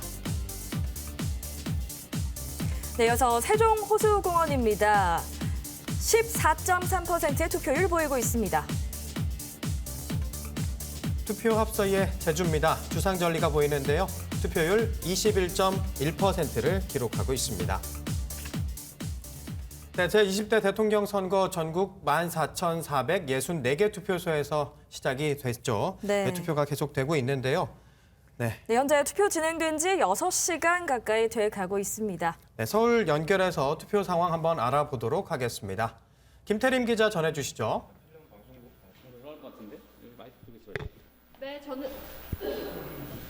네, 저는 정치 1번지로 불리는 서울 종로구 평창동 제3투표소에 나와 있습니다. 이곳 현장에서는 긴장되지만 차분한 분위기 속에서 투표가 순조롭게 진행되고 있습니다. 유권자의 발걸음은 꾸준히 이어지고 있고 소중한 한 표를 행사하기 위해 1m 거리를 지키며 줄을 서고 대기하는 모습도 보입니다. 조금 전에는 김종인 전 국민의힘 총괄 선대위원장이 투표를 하고 가기도 했는데요. 새로운 대통령이 우리나라가 당면하고 있는 실질적인 문제를 잘 파악하고 잘 풀어나가는 데 노력하면 좋겠다는 말을 남기기도 했습니다. 제가 나와 있는 이곳 종로는 지난 사전 투표율도 40.65%로 서울에서 가장 높았습니다. 투표율은 아침 7시부터 1시간마다 집계돼 발표되고 있는데요. 오전 11시를 기준 서울의 투표율은 15%로 지난 19대 대선보다 낮습니다. 서울은 25개 구에서 유권자가 833만 명에 달해 경기도에 이어 두 번째로 유권자가 많은 만큼 가장 치열한 격전지 가운데 하나인데요. 이곳 서울은 사전투표에서 310만 명이 투표에 참여해 37.2%의 투표율로 전국 평균을 웃돌았고 본투표에선 523만 표가 남았습니다. 오늘은 전국 어느 곳에서나 투표가 가능했던 사전투표와는 달리 반드시 정해진 투표소에서만 투표할 수 있습니다. 또 투표를 하러 가실 때에는 본인의 사진이 있는 신분증을 반드시 챙기셔야만 합니다. 지금까지 평창동 제3투표소에서 MBN 뉴스 김태림입니다. 네, 이번에는 부산으로 가보겠습니다. 네, 대선 후보들이 제각각 선거운동 기간 마지막까지 부산과 울산, 경남, PK 표심을 잡으려고 공을 정말 많이 들였는데요. 네, 그만큼 PK 지역의 투표율에도 관심이 쏠리고 있습니다. 강진우 기자, 부산 투표 상황 어떻습니까? 네, 저는 지금 부산 진구청에 마련된 부암 1동 제4투표소에 나와 있습니다. 이곳에서도 유권자들이 긴 행렬을 유지하면서 투표가 순조롭게 진행되고 있습니다. 오전 11시 현재 부산 지역 투표율은 15.4%로 집계됐습니다. 전국 평균보다도 조금 낮은 수치이고 지난 19대 대선 때 같은 시간 투표율 19.1%보다도 낮습니다. 이번 대선의 부산 지역 전체 유권자는 292만여 명, 경남은 280만여 명입니다. 앞서 시행된 사전투표에서는 부산 34.25%, 경남이 35.91%의 투표율을 기록했습니다. 이곳 부산과 경남의 사전 투표율은 전국 평균보다는 조금 낮은 수치였습니다. 하지만 지난 19대 대선의 부산 경남 지역 사전 투표율보다는 10% 이상씩 높은 수치입니다. 그만큼 이번 대선에 대한 관심이 높다는 것이 표심으로 나타난 겁니다. 일부 투표소에서는 경찰이 출동하는 일도 벌어졌습니다.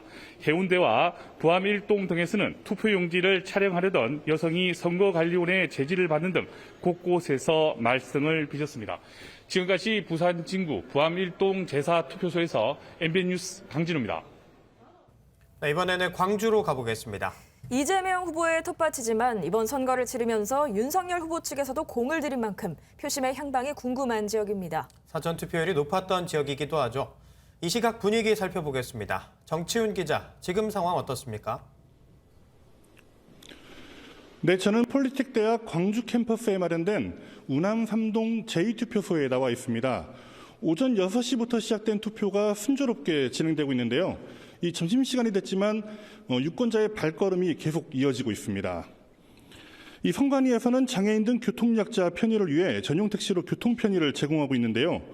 이 거동이 불편한 가운데도 소중한 한 표를 행사하려 투표하는 모습이 인상적이었습니다. 오늘 광주 날씨가 맑은 하늘을 보이고 있어 투표에 지장을 주지는 않고 있습니다. 이 시각 현재 광주 투표율 14.5%, 전남은 16%, 전북 16.4%로 전국 평균보다는 다소 낮은 상황을 보이고 있습니다. 이 반대로 지난 4일과 5일 진행된 사전 투표율은 높았습니다. 광주가 48.27%로 전국 평균 투표율보다도 10%포인트 넘는 투표율을 보였는데 유권자 가운데 절반 가까이 투표를 마친 셈입니다. 전남의 사전 투표율도 전국에서 가장 높은 51.45%였고 그다음 전북도 48.6%에 달해 호남의 표심이 본투표율로까지 이어질지 관심이 모아지고 있습니다. 더불어민주당 이재명 후보가 강세가 예상되지만 국민의힘 윤석열 후보도 호남에 적극적인 구애를 보인 만큼 높은 투표 열기가 어디로 향할지 관심입니다.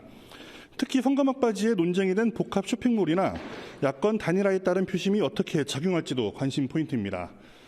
지금까지 광주투표소에서 MBN 뉴스 정춘우입니다. 네, 끝으로 대전 연결해 보겠습니다. 네, 충청권은 역대 대통령 선거에서 승패를 가르는 캐스팅 보트 역할을 해온 곳인데요. 김영현 기자, 대전 투표소 상황 어떻습니까? 네, 저는 월평중학교에 마련되어 있는 월평 1동 제3투표소에 나와 있습니다. 투표가 시작된 지 6시간 정도 지났는데 유권자들의 발길은 꾸준히 이어지고 있습니다. 코로나19 상황으로 투표소에서는 방역도 철저히 하고 있는 모습인데요. 투표를 할 때는 반드시 마스크를 착용하고 투표소 입장 전에 발열 체크를 해야 합니다. 이 시각 현재 대전 투표율은 16.1, 세종 14.3, 충남 18, 충북 18%로 집계됐습니다. 이번 대선에서 주요 후보들은 대전 교통망 개선과 행정수도 세종 왕성 등 굵직한 충청권 발전 공약을 제시해 유권자들의 관심이 높습니다. 이런 기대감에 사전 투표율은 대전이 36.56, 세종 44.11, 충남 34.68, 충북 36.16%를 나타냈습니다. 모두 2014년 전국 단위 선거에 사전 투표가 도입된 이후 가장 높은 수치입니다. 충청권은 역대 선거에서 대선의 향배를 가르는 캐스팅 보트 역할을 해온 곳인데요. 이번 대선 역시 충청권 표심의 향배에 따라 당선자가 결정될 가능성이 높다는 분석입니다. 충청권 유권자는 468만여 명으로 지난 대선부터 호남권 유권자의 수를 앞지른 만큼 충청권 표심이 어디로 쏠릴지 관심이 모아지고 있습니다. 지금까지 대전 월평중학교 투표소에서 MBN 뉴스 김영현입니다. 네, 계속해서 대담 이어가 보도록 하겠습니다. 여야 이번에는요, 이 초접전 대선에 관련해서 이 결정적 변곡점들을 좀 짚어보도록 할 텐데요. 먼저 여야 후보 모두 이 배우자들을 놓고 논란이 좀 있었습니다. 사실 투표 당일에는 보통 같이 투표를 한다든지 모습을 보이곤 하잖아요. 그런데 뭐 이재명 후보의 배우자 김혜경 씨 같은 경우에도 근데 뭐 모습을 드러내진 않으셨거든요. 이게 어떻게 보면 등판하지 않는 게 좀 유리하다고 판단을 했던 걸까요? 선거의 유불리를 따지기보다 지금 가장 중요한 것은 저는 후보자의 경쟁력이라고 생각합니다. 유능한 후보가 될 것인지 정말 앞으로의 대한민국을 이끌어가는 대통령 후보의 자질과 능력, 그것에 조금 더 국민 여러분들께서 관심을 가져주시고 포커스를 좀 가져주시는 게 어떨까라는 생각이 드는데요. 특히 가장 중요한 것이 대통령은 어떤 사람들을 임명하고 그 사람들에게 일을 시키는 자리가 아닙니다. 본인이 스스로 결정하고 본인이 주도적으로 그 일을 만들어 나가는 사람이 선출이 되어야 하는데 그 부분에 대해서 조금 더 관심을 가질 수 있는 기회가 좀 적었던 것 같습니다. 그래서 물론 양당의 지금 뭐 배우자들의 그런 어떤 뭐 논란이라든지 그런 것들이 있었지만 이제는 배우자라기보다 후보 자신, 후보 본인의 경쟁력 이것들에 좀 집중을 하면 어떨까라는 생각이 듭니다. 네, 뭐 그렇다면 이 질문을 똑같이 드리자면 김혜경 그 배우자께서 나오지 않은 것들은 어떤 이런 판단이 있었다고 보시는 건가요?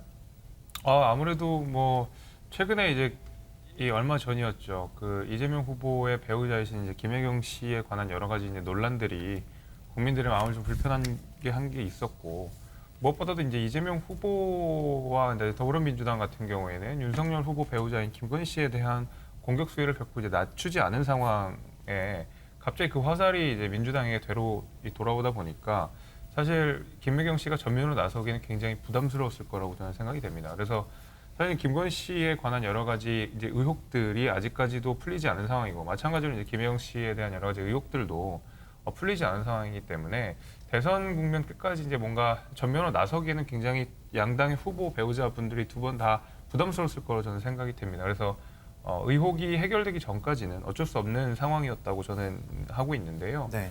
근데 후보자 그러면은 이 본인에 좀 집중을 하게 한다고 본다 그러면 저는 사실 뭐 일하는 능력 이런 거 굉장히 중요하죠. 근데 이 대통령이라고 하는 자리는 정말 초헌법적인 그 권력을 가지는 자리거든요. 정말 막강한 권력을 가지고 있기 때문에 후보자 본인의 어떤 도덕성이라든지 윤리의식들이 철저하지 않으면 어떻게 보면 국정이 마비되거나 내지는 이제 국정에 큰 혼란을 초래할 수 있다. 이제 이런 생각이 들기 때문에 당연히 어떤 배우자의 문제뿐만이 아니라 후보자 본인의 윤리의식, 도덕성 이런 것들도 철저하게 검증이 되어야 됐다. 저는 그렇게 봅니다. 네.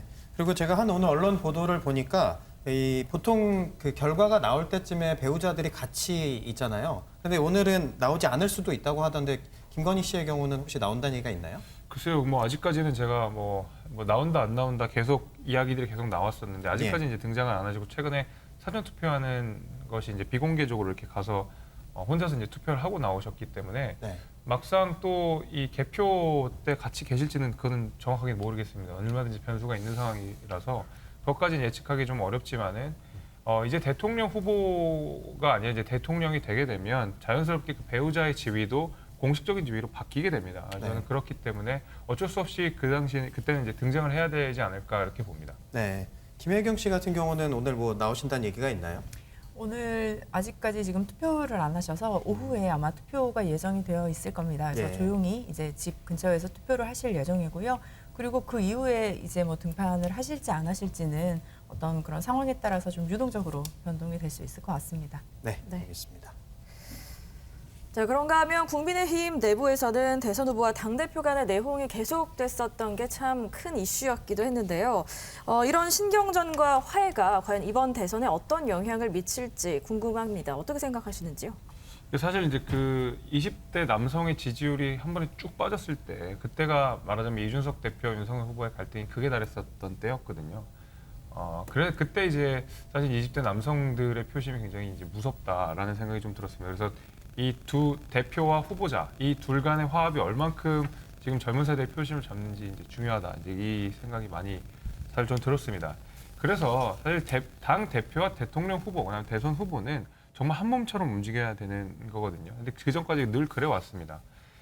근데 이제 이준석 대표라는 사람이 당 대표가 된 배경에는 기존 정치인과 다르다라고 하는 것이 굉장히 크게 작용했거든요. 근데 이준석이라는 사람이 전혀 다른 방식으로 당대표가 됐고 전혀 다른 방식으로 당을 운영해 갖고 있었습니다. 그러다 보니까 기존에 전통적으로 요구됐던 당대표의 역할에서 다소 벗어나고 다소 예측하기 좀 어려운 부분들이 분명히 있었지만 이것이 또 20대 남성들의 지지를 압도적으로 끌어내는데 큰 역할을 하는 것도 사실이거든요. 그래서 결국 여당 대표와 대통령은 정말 한 몸처럼 움직여야 되는 것이 맞지만 그 전에 우리가 뭐 박근혜 전 대통령이라든지 아니면 이명박 전 대통령 때 여당 대표로서 보여줬던 이 대표들의 모습과는 이준석 대표는 조금 다른 양상이 보여질 거라고 생각이 됩니다. 무조건적으로 대통령을 지지하는 것이 아니라 비판적으로 견제할 수도 있고 비판적으로 쓴소리를 할 수도 있고 저는 이러면서 당이 훨씬 더 건강해지고 훨씬 더 힘 있는 여당으로 변신할 수 있지 않을까 생각이 돼가지고요. 지금 있는 어떤 갈등이나 긴장, 이런 과거에 있었던 갈등이나 긴장 같은 것들이 저는 굉장히 긍정적인 방향으로 선회가 될 것이라고 내다보고 있습니다. 네, 정 의원님께서도 뭐 의정 생활을 하셨지만 사실 당대표하고 후보하고 이렇게 갈등을 하는 경우가 많지는 않잖아요. 그때는 어떻게 좀 보셨습니까? 일단 우리가 또 케미라고 하죠. 네. 그래서 이제 대표라든지 후보라든지 그리고 또 어떤 당의 조직이나 기구 이런 것들이 사실 삼위일체가 되어서 정말 딱딱 체계적으로 움직여야 하는 그런 시기이기도 합니다. 어떻게 보면 선거가 약간 저는 전쟁과 좀 비슷하다고 볼 수 있는데요. 승자와 패자가 명확히 구분이 되어 있고 전투지휘를 하는 사람이 있어야 하고 그 사이에 어떤 그런 조직들의 그런 구성들이 되어야 하는데 물론 그 갈등이 존재했고 그 사이에 국민의힘의 지지율이 약간의 변동이 있었지만 뭐 이후에는 그런 큰 차이는 없었던 것 같고요. 가장 중요한 건 저는 그 당내의 갈등이라는 것이 김재섭 의원님께서 말씀하셨던 어떤 선의의 그런 견제와 균형이라는 측면에서가 아니라 자신들의 권력 다툼, 이익 다툼, 지분 다툼이 아니었길 정말 바라는 마음이 있습니다. 특히 대선같이 이런 큰 선거에서는 당선이 되고 나서도 그 당선에 따른 어떤 권력의 배분이 충분히 이루어져야 할 것인데 이것들을 기계적으로 어떤 이익에 의해서 나누기보다는 이재명 후보가 지금 얘기하고 있는 것은 당선이 되더라도 공통된 공약들은 같이 추진하고 대한민국의 대통합을 이루겠다는 측면을 좀 강조하고 있습니다. 그렇기 때문에 대통령이 되어서는 어떤 통합이라든지 화합 이런 것들을 해야 하는데 그런 경험이 있어 본 사람이 할 수 있지 않겠습니까? 네, 뭐 민주당에서는 당시에는 뭐 원팀이 돼서 잘 굴러갔었죠. 네, 맞습니다. 제가 또 이낙연 후보님 또 지지 연설을 할 때도 또 같이 다니기도 했는데요. 지금 이낙연, 정세균, 추미애 당시에 이제 대선 후보로 나셨던 분들이 정말 전국을 돌아다니고 계십니다. 그래서 그분들이 정말 사람들이 많이 가지 않는 곳까지도 가시면서 방방곡곡 이제 또 연설을 하고 계시는데요. 그만큼 우리가 간절하고 국민 여러분들께 우리가 하나 됐다는 것도 강조하고 있습니다. 네, 알겠습니다. 네. 네, 이번에는요 다른 이야기도 또 해보겠습니다. 사실 이 막판까지요 이 이슈는 계속해서 문제가 되고 있는데 대장동 개발 논란을 놓고요 공방이 계속해서 치열했습니다. 김 의원님 먼저 이 대장동 이슈 어느 정도 이렇게까지 사실 이어질 줄은 몰랐는데 어떤 영향을 또 미쳤을 거라고 또 보십니까? 저는 굉장히 큰 영향을 미칠 것이라고 생각하고요. 대선이 끝난 이후에도 대통령이 누가 되든지 간에 이 대장동 의혹은 반드시 밝혀져야 된다고 생각이 됩니다. 이 대장동 의혹과 관련된 내용이 지난해 8월 말에 등장을 했습니다. 그리고 한 일주일 정도 지나고 보름 정도가 지나서는 거의 모든 언론사 일면에서 다뤄질 정도로 전 국민이 아는 사안이 됐거든요. 네. 그 이후에 이 대장동이라고 하는 사건이 그 대장동에서 있던 개발이라고 하는 것이 굉장히 막대한 이익을 얻어갔다. 민간 사업자가 공권력을 활용해서 막대한 이익을 얻어갔다라는 것 때문에 전 국민들이 공분을 샀고 여기에 대해서 빠른 수사가 필요하다. 특검이 필요하다. 국민의힘에서 누차 주장을 한 바가 있습니다. 그리고 나서 바로 이제 대통령 후보 선거 국면에 들어가면서 민주당 내 경선에서도 사실 대장동 의혹이 굉장히 중요한 이슈로 부각이 됐었거든요. 그러면서 최종 후보가 이재명 후보로 결정된 이후에 저희 이제 윤석열 후보가 결정되고 나서도 계속 이 대장동을 가지고 토론이 이어졌었습니다. 그래서 특검을 한 해 만에를 벌써 한 6개월, 7개월 정도를 끌었던 우리가 지금 이 사례들이 있고 네. 아직까지도 여러 가지 녹취록이라든지 아니면 사건 파일이라든지 이런 것들이 등장하고 있는 상황이기 때문에 이 대장동 의혹은 이 대선 국면 내내 사실 모든 정치적 이슈를 빨아들였을 만큼 강력했었고 이후에 많은 피해자들이 양산한 이 사건인 만큼 대선 후보가 대통령이 누가 되든지 간에 이 의혹은 앞으로도 계속 상당 부분 이어질 것이라고 저는 보고 있습니다. 네. 네, 말씀하신 그 녹취록이 공개가 되면서 이제 공방이 더 뜨거워지고 있는데 이재명 후보 측에서는 오히려 내가 누명을 좀 벗었다 이런 입장인 것 같아요.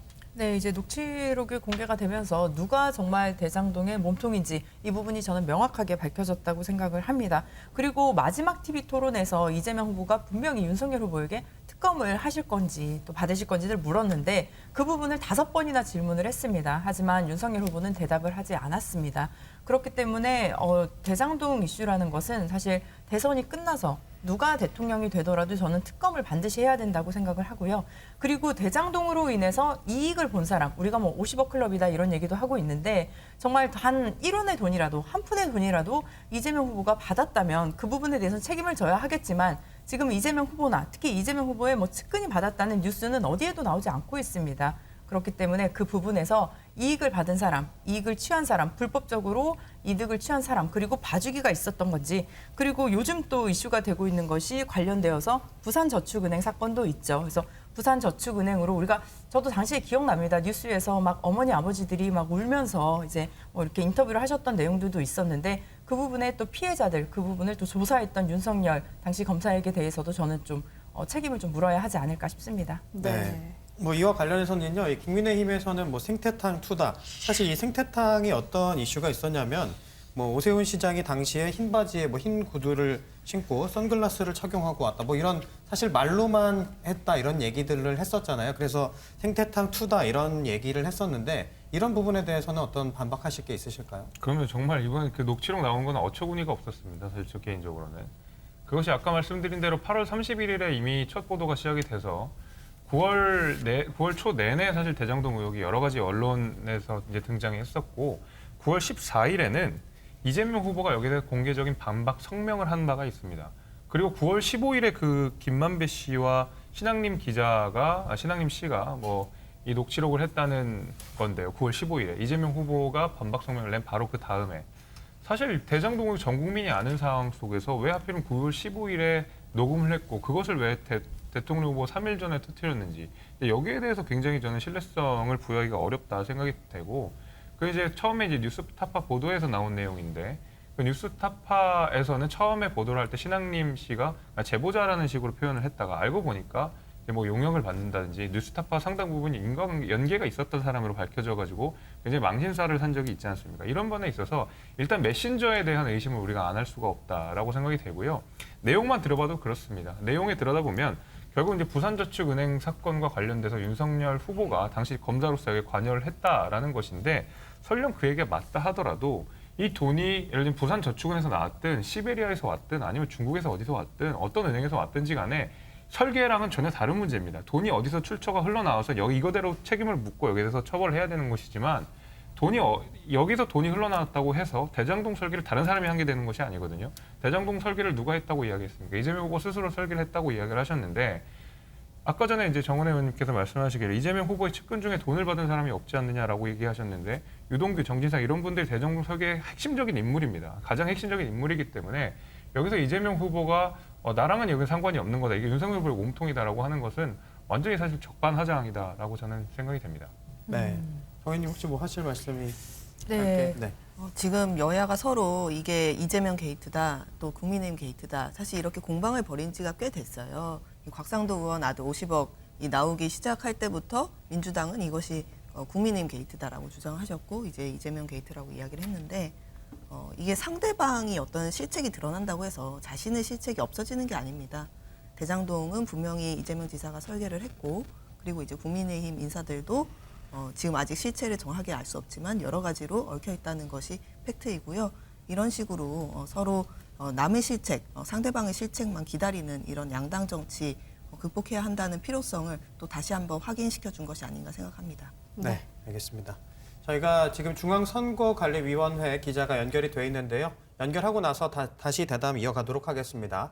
오늘 오전 6시부터 전국 14,464개 투표소에서 이 투표가 일제히 시작이 됐죠. 네, 현재 투표가 6시간 15분 정도 지나고 있습니다. 중앙선거관리위원회 나가 있는 취재기자 연결해 보죠. 네, 정태진 기자 상황 전해 주시죠. 네, 경기도 과천 중앙선거관리위원회입니다. 이곳에는 소중한 유권자들의 한 표 한 표가 쉴 새 없이 최신화되고 있습니다. 제20대 대선 본투표가 시작된 지 약 6시간 15분 정도 지났는데 낮 12시 기준 전국 투표율은 20.3%로 집계됐습니다. 지난 4일과 5일 사전 투표율은 36.93%로 역대 최고치를 기록한 가운데 최종 투표율이 지난 15대 대선 이후 25년 만에 80%를 돌파할지 주목됩니다. 확진 경리자 투표도 진행되는 만큼 개표 시작은 이전 대선 때보다는 조금 늦은 오후 8시 10분쯤으로 시작될 것으로 보입니다. 자정을 넘기면 당선인 윤곽이 어느 정도 나올 것으로 보입니다. 네, 제20대 대통령 선거 본투표 6시부터 시작이 됐고 이 확진자하고 이 격리자 투표가 또 따로 관리가 되는데 유의사항 전해주시죠. 네, 일반 유권자는 오전 6시부터 오후 6시까지, 확진 유권자는 오후 6시부터 오후 7시 반까지 투표할 수 있습니다. 확진자의 경우 오후 5시 50분부터 외출해 오후 7시 반까지 투표소에 도착하면 투표할 수 있습니다. 오늘 코로나 신규 확진자가 34만 명을 넘기면서 확진 격리자가 어느 투표장에 얼마나 더 올지 가늠하기 어려운 상황입니다. 게다가 일반 유권자들이 오후 5시에서 6시 사이 투표하러 몰리는 경향이 있기 때문에 혼선이 빚어지지는 않을까 우려되고 있습니다. 선관위는 사전 투표 때보다 4배 많은 14,000여 곳의 전국 투표소가 설치됐기 때문에 인원이 분산돼 사전 투표와 같은 대혼란은 재현되지 않을 것이라 보고 있습니다. 지금까지 중앙선관위에서 MBN 뉴스 정태진입니다.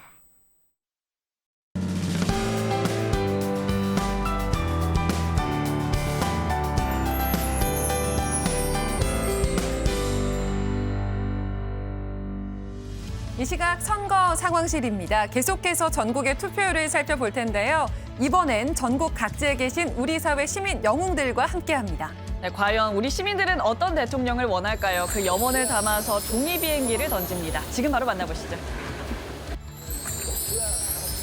처음으로 가볼 곳은 서울입니다. 노량진 수산시장인데요. 이 팔딱팔딱 회 먹고 싶네요. 하나처럼 싱싱한 대한민국에 투표합시다. 지금 이 시각 서울 투표율입니다. 19.3%. 안전운행은 기본, 다른 차들도 안전하게 다니라고 교통정리봉사를 8년이나 하셨대요, 우리 기사님. 미세먼지 없는 대한민국에 투표합니다. 네, 이 시각 현재 경기 투표율입니다. 21.3%. 네, 인천입니다. 재난 현장 최일선에서 국민을 지키는 소방대원분들 항상 감사합니다. 국민 모두가 안전한 대한민국에 투표합니다. 안전! 지금 이 시각 인천 투표율입니다. 19.9%. 김이 모락모락 피어나는 뜨끈한 돼지국밥. 제 얼굴보다도 뽀얗네요. 부산 투표율 함께 보시죠. 잘 쓰시고 부산 경제 살려주이소. 이 시각 현재 부산 투표율입니다. 19.9%. 코로나19 극복에 국민 영웅, 의료진 분들이 있어서 저희 코로나19 잘 이겨낼 수 있습니다. 하루빨리 빨리 마스크를 벗고 일상으로 돌아가기를 희망합니다. 울산 투표율입니다. 21.4% 보이고 있습니다. 50년 동안 무료 예식장을 운영해오신 백낙삼 사장님, 여기서 14,000쌍의 부부가 탄생했다네요. 공명정대한 선거가 되도록 노력합시다. 네, 경남의 투표율 확인해 보시죠. 20.7%입니다. 대구 서문시장 김밥골목 명성을 다시 되찾고 싶다. 김밥이 참 알차잖아요. 알찬 대통령 뽑아봅시다. 속이 꽉 찬 대통령에게 투표합시다. 지금 이 시각 대구 투표율입니다. 23.5% 보이고 있습니다. 벌써 다음 겨울이 기다려지는 이유, 통통하니 기름겨울은 과메기 때문입니다. 저희 상인들 근심 걱정 없게 하는 대통령에게 한 표 투표합니다. 네, 경북의 투표율 보겠습니다. 20.6%. 떡갈비 골목 3대째 50년 넘게 이어오셨대요. 떡갈비 안 좋아하는 분들 있을까요? 떡갈비처럼 국민 모두가 좋아하실 수 있는 대통령에게 투표합시다. 광주 투표율입니다. 16.6% 보이고 있습니다. 여수 돌산 갓김치 유명하죠. 톡 쏘고 알싸한 그 맛. 여수 갓김치 사랑해주세요. 오늘 투표합시다. 네, 여수 갓김치도 사랑하고 오늘 투표도 꼭 하겠습니다. 전남 투표율 16.4%입니다. 당일수당을 아껴서 13년간 더 어려운 이웃을 돕는 천사 부부입니다. 나눌수록 행복하다고 하시네요. 나보다 더 어려운 사람을 돕는 대한민국에 투표합시다. 전북 투표율 알아봅니다. 17.1% 기록하고 있습니다. 직접 썰어 만드는 칼국수면 사장님의 내공이 느껴집니다. 후루룩 한 그릇 하고 싶네요. 시원한 칼국수, 시원한 대통령 꼭 투표합시다. 네, 시원한 대통령이 나왔으면 좋겠습니다. 대전 투표율 20.8%입니다. 이곳은 충남 서산의 달래 농장입니다. 향긋한 달래 향이 여기까지 느껴지는 것 같죠? 달래처럼 향기로운 대한민국을 위하여 투표합시다.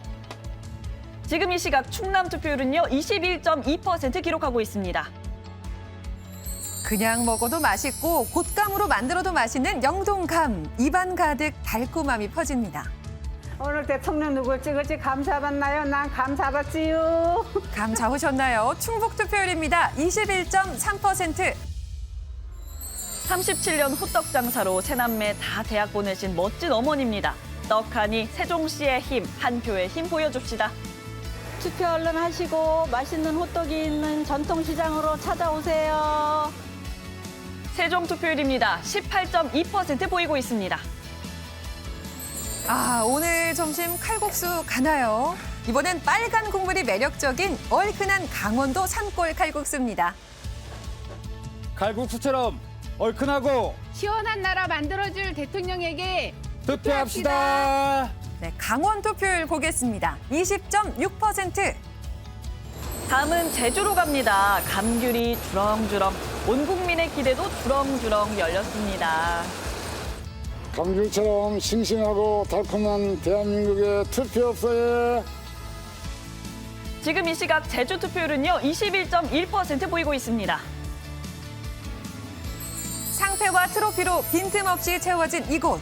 모두 이분 이봉주 선수의 것입니다. 국민 마라토너답네요. 여러분의 소중한 한 표는 대한민국의 미래가 될 것입니다. 건강한 모습으로 찾아뵙겠습니다. 네, 이 시각 현재 전국 투표율입니다. 20.3%. 네, 지금까지 이 시각 현재 전국 투표율 확인하고 오셨습니다. 역대 최고의 사전 투표율을 기록한 이번 선거. 과연 최종 투표율이 지난 대선의 77.2%를 넘길 수 있을지, 또 여기서 더 나아가서 80%를 넘길 수 있을지도 주목되고 있습니다. 네, 만약 그렇게 되면 1997년 제15대 대선 이후 25년 만에 80%를 넘기게 되는 건데요. 이 내용도 끝까지 MBN과 확인해 주시기 바랍니다. 지금까지 선거 상황실이었습니다. 네, 현재 투표율 전국에 20.3% 보이고 있는데요. 사전 투표율은 아직 반영이 되지 않았고 1시 이후에 반영된다는 점 다시 한번 말씀드리도록 하겠습니다. 저희가 대선 변곡점 계속해서 짚어드리고 있는데요. 이어서 단일화 이야기 한번 해보도록 하겠습니다. 이 국민의힘 윤석열 후보와 안철수 국민의당 후보가 극적으로 후보 단일화에 합의를 했었죠. 일주일 정도 된 것 같아요, 주진희 기자. 일주일 정도 된 것 같고 주말 아침에 급작스럽게 이렇게 발표를 했는데 예상이 좀 됐던 부분이 있었나요?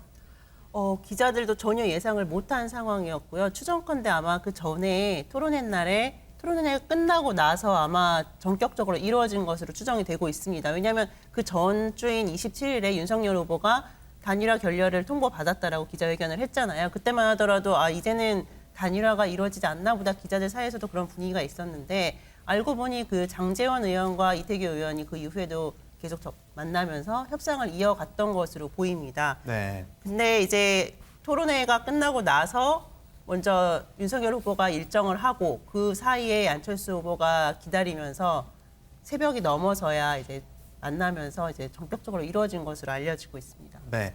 김 의원님, 그 단일화와 관련해서 혹시 뭐 또 뒷얘기라든지 뭐 다른 얘기 혹시 들으신 게 좀 있으실까요? 그러니까 원래 이제 윤석열 후보는 꾸준하게 이제 단일화를 요청을 좀 드렸던 것으로 알고 있고요. 그 안에서 이제 실무자들도 굉장히 열심히 노력을 좀 했다고 알려져 있습니다. 앞서 말씀 주신 대로 장제원 의원, 그러니까 국민의힘의 장제원 의원과 국민의당 이태규 의원이 그전부터 계속 많은 논의들이 있지 않았습니까? 한 차례 저희가 단일화가 결렬된 적이 좀 있었습니다. 그래서 새벽 2시부터 4시까지 이태규 의원과 장제원 의원이 만나서 차담을 나눴다. 이런 얘기들도 있었고 그런 것들이 사실 당시에는 그냥 차담이라고 했지만 새벽에 2시, 4시에 이렇게 둘이 만나서 긴밀한 이야기를 한다는 것 자체가 이미 어느 정도 단일화를 전제를 하고 있었기 때문에 좀 긴밀한 이야기들이 나온 것이 아니겠습니까? 결국 그 단일화가 결렬되긴 했지만 그 이후에도 윤석열 후보나 그다음에 국민의당의 안철수 후보 측에서 다양한 참모진들이 여러 가지 단일화를 위해서 물밑 작업을 했던 것으로 알려져 있습니다. 그리고 결국에는 이 마지막 토론회가 있었던 그때에 안철수 후보의 요청에 의해서 그다음에 윤석열 후보가 같이 이렇게 만나게 되면서 단일화라는 것이 갑자기 좀 이렇게 이루어진 그런 상황이라고 저는 알고 있습니다. 네. 네. 야권 단일화 관련해서 또 해석이 다양하게 분분하잖아요. 민주당에서는 먼저 어떻게 그때 당시에는 아무래도 뭐 효과가 미미하다 이렇게 많이들 얘기하실 것 같고 지금도 뭐 비슷한 입장이시겠죠? 하지만 일단 저는 한 2가지 문제를 좀 지적을 하고 싶은데요. 첫 번째로는 국민의 동의 없는 단일화였다라는 것입니다. 사실 안철수 대표가 과거에도 그런 행태가 많았는데요. 특히 안철수 후보를 믿고 지지한 지지자들 그리고 안철수를 위해 투표했던 분들 특히 재외국민 투표가 이제 71.6%의 굉장히 높은 투표율을 보이고 있는데 네. 지난 28일에 끝났죠. 근데 안철수 후보를 지지했던 분들이 분명히 계실 겁니다. 특히 아시겠지만 재외국민 투표라는 것이 정말 막 수백 킬로를 가서 정말 기표소도 없는데 정말 어려운 상황에서 투표를 하신 분들도 있는데 이 표를 모두 다 사표로 만들었죠. 그리고 그 캠프에 계셨던 분들도 정말 너무나 어렵게 선거운동을 그 추운 날씨에 하셨는데 그분들도 한순간에 사실은 희망을 잃게 되신 게 아닌가라 싶고요. 두 번째로는 저는 가장 중요한 게 대통령 후보가 대통령이 예측 가능할 수 있어야 한다고 생각을 합니다. 우리가 한 사람의 과거 행적을 보는 것이 그 과거를 통해 그 사람의 미래에 어떻게 행동을 하겠다라고 예측을 할 수 있는 거죠. 그렇기 때문에 대통령 정도에 되는 위치에서는 우리가 과거의 인생을 다 이렇게 한번 살펴보기도 하는데요. 안철수 후보의 이런 단일화 그리고 윤석열 후보의 이런 갑작스러운 단일화가 앞으로 대한민국이 만약에 집권을 했을 때는 국민들이 전혀 예측할 수 없는 어떤 일들이 벌어질 수도 있겠다라는 불안감을 전 조성하지 않았느냐. 특히 안철수 후보를 지지했던 여성분들이 좀 많이 계십니다. 두 양당의 후보가 지지를 아닌 안철수 후보를 지지했던 여성분들이 아마도 지금은 이재명 후보 쪽으로 많이 좀 기울고 특히 정책 같은 면에서 여성을 정말 알고 여성의 안전, 안심을 위한 후보를 선택하지 않을까라는 생각이 듭니다. 네. 네, 사실 안철수 후보와 윤석열 후보가 이렇게 단일화를 하게 되면서 제3의 정치를 원했던 분들이 이제 갈 곳을 잃었다. 어디로 갈 것인가 이게 궁금해졌는데 여기에 대해서는 어떻게 보시는지요? 사실 이 제3정당의 길을 간다는 것이 쉬운 길이 아니고 정말 가시밭길을 걷는 것이기 때문에 안철수 후보도 고민이 많았을 것이다. 이렇게 심정적으로는 이해를 하고요. 다만 지금 안철수 후보를 지지했던 지지자들, 국민들은 국민의힘 안철수를 지지한 것이 아니라 국민의당 안철수를 지지를 했거든요. 기득권 양당에서 벗어나서 그 다른 길을, 제3의 길을 가는 그 안철수와 국민의당을 지지해 주신 분들이 있는데 이분들의 경우에는 이 안철수와 윤석열 후보가 단일화를 한다고 해서 이 모든 표심이 다 윤석열 후보로 가기는 어려울 것으로 보이고요. 그래서 지금 박빙인 상황이기 때문에 약간의 우위를 국민의힘이 가져가는 효과가 없었다라고 하기는 어렵겠지만 이 안철수를 향했던 어떤 국민들의 열망 이런 것들이 그대로 흡수되기는 어려울 것으로 보입니다. 네. 그리고 한 가지 또 궁금한 점 중에 하나가요. 이 국민의힘과 국민의당이 단일화를 하고 나서 뭐 이건 그냥 개인적인 궁금함입니다만 민주당에서는 정의당을 향해서 구애가 없었을까 이 점이 궁금하긴 하거든요. 없었다고 보는 게 맞을 것 같고요. 예. 물론 뭐 개별적으로는 있을 수 있는데 뭐 공식적으로는 없었고 이제 그런 구애라기보다는 압박은 많이 들어왔습니다. 이제 늘 선거 때만 되면 소수 정당을 향해서 저당을 찍으면 사표가 된다. 그리고 국민의힘을 막기 위해서 민주당으로 정의당 지지자들이 표를 몰아줘야 한다. 이런 어떤 그 분위기를 당 차원에서도 전략적으로 만들어 가시고 또 지지자들의 그런 압박 이런 것들이 굉장히 심한데요. 이렇게 말씀을 드리고 싶습니다. 이때까지 정의당이 우리 한국 사회 변화를 견인하고 노동이나 페미니즘 또 정치개혁 이런 부분에 있어서 아젠다를 갖고 양당을 견인할 수 있었던 거 그것은 다 시민들이 소신투표를 이때까지 정의당에 해주셨기 때문에 저희가 그런 목소리를 가질 수 있었던 것이고 그렇기 때문에 기득권 양당 어느 쪽으로 표를 줘서 누구를 떨어뜨리기 위한 투표를 하시는 것보다는 내가 생각하는 가장 최선의 후보, 대한민국을 바꿀 수 있는 방향으로 소신투표해 주시는 게 가장 값진 투표다. 이렇게 마지막으로 말씀드립니다. 네. 심 후보님의 의지는 그만큼 확고했다라고 보면 되겠죠? 그럼요. 저희는 이제 민주당 입장에서도 사실 정의당은 두드려도 뭐 단일화를 한다거나 뭐 이렇게 될 여지는 없다라고 이미 판단을 하고 계셨을 거예요. 네, 알겠습니다. 네. 자, 저희가 단일화 얘기 짚어봤고요. 이제 투표가 한창 진행되고 있는 중인데 여러분 정책 공약 굉장히 유의해서 보셔야 하잖아요. 이번 대선에서 가장 눈여겨보셔야 할 공약 하나 꼽자면 뭐 꼽으시겠습니까, 의원님?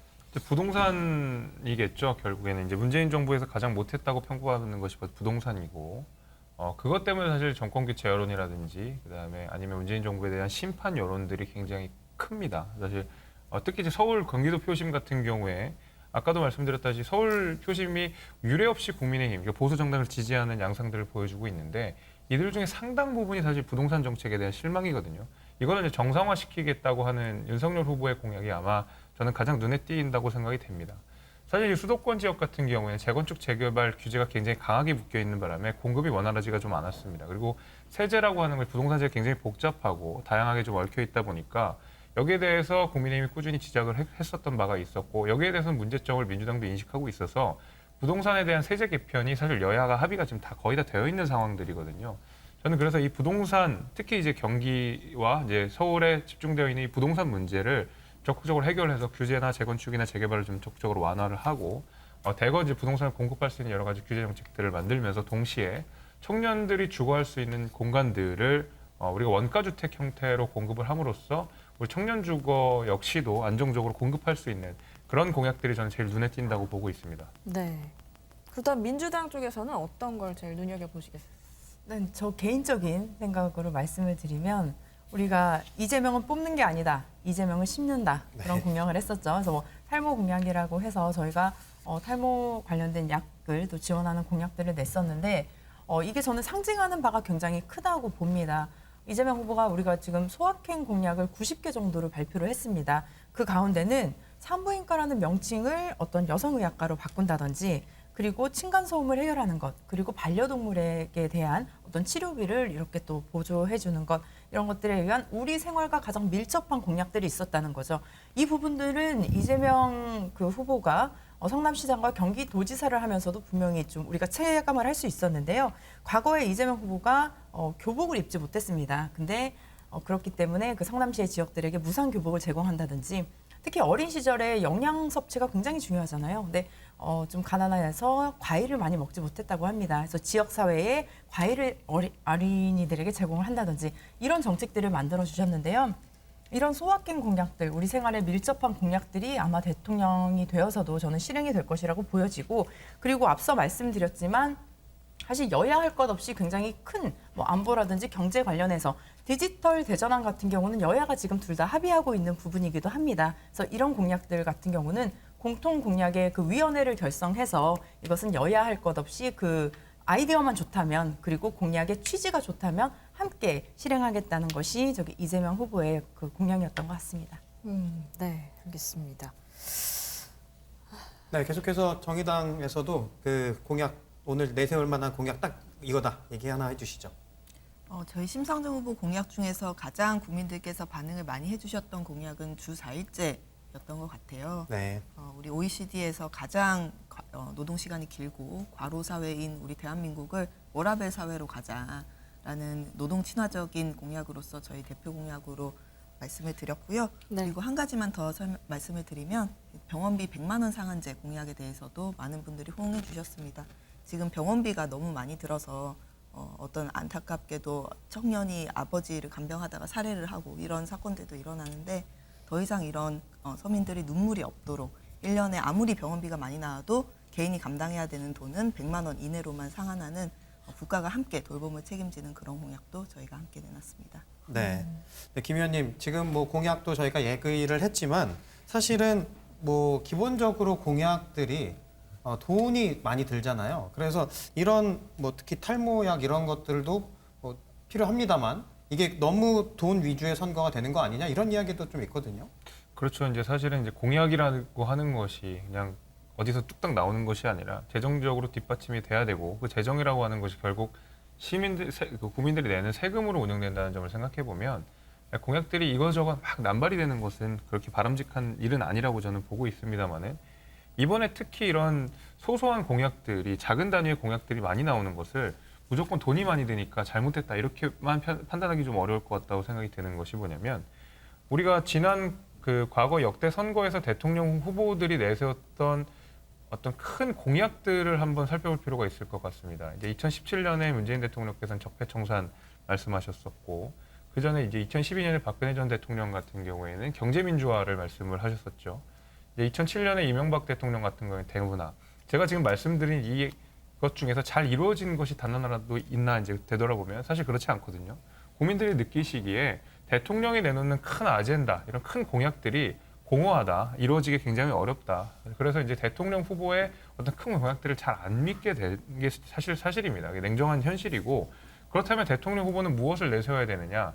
일단 국민들이 효용감을 느낄 수 있는, 그러니까 내 삶을 조금이라도 개선시킬 수 있는 그런 그 공약들도 쉽게 이제 들여다보시기가 좋거든요. 그러다 보니까 이런저런 공약들, 다양한 유권자층을 향해서 그 유권자층에 맞는 여러 가지 공약들을 개발하고 내놓는 것은 저는 긍정적이라고 생각합니다. 다만 이제 여기서 그치면 안 되고 그 공약들이 일관성을 가지면서 결국 이 후보가 무엇을 어떻게 이 국정 운영을 해나갈 것인지의 큰 그림도 같이 그려져야지 가장 좋은 공약이라고 생각이 되는데 물론 이런 세제적인 뒷받침도 당연히 돼야 되고 거기에 대해서는 국민들의 동의도 분명히 얻어야 되지만 이런 작은 공약들이 많이 하면서 국민들이 대통령 후보의 공약에 관심을 갖게 되고 정치적 효능감을 느끼게 되는 것은 저는 긍정적인 현상이라고 보고 있습니다.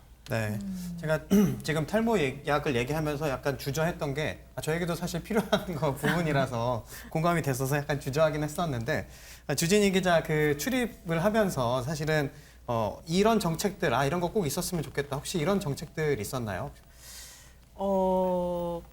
제 개인으로 말씀이십니까? 네, 뭐 청년이니까. 네.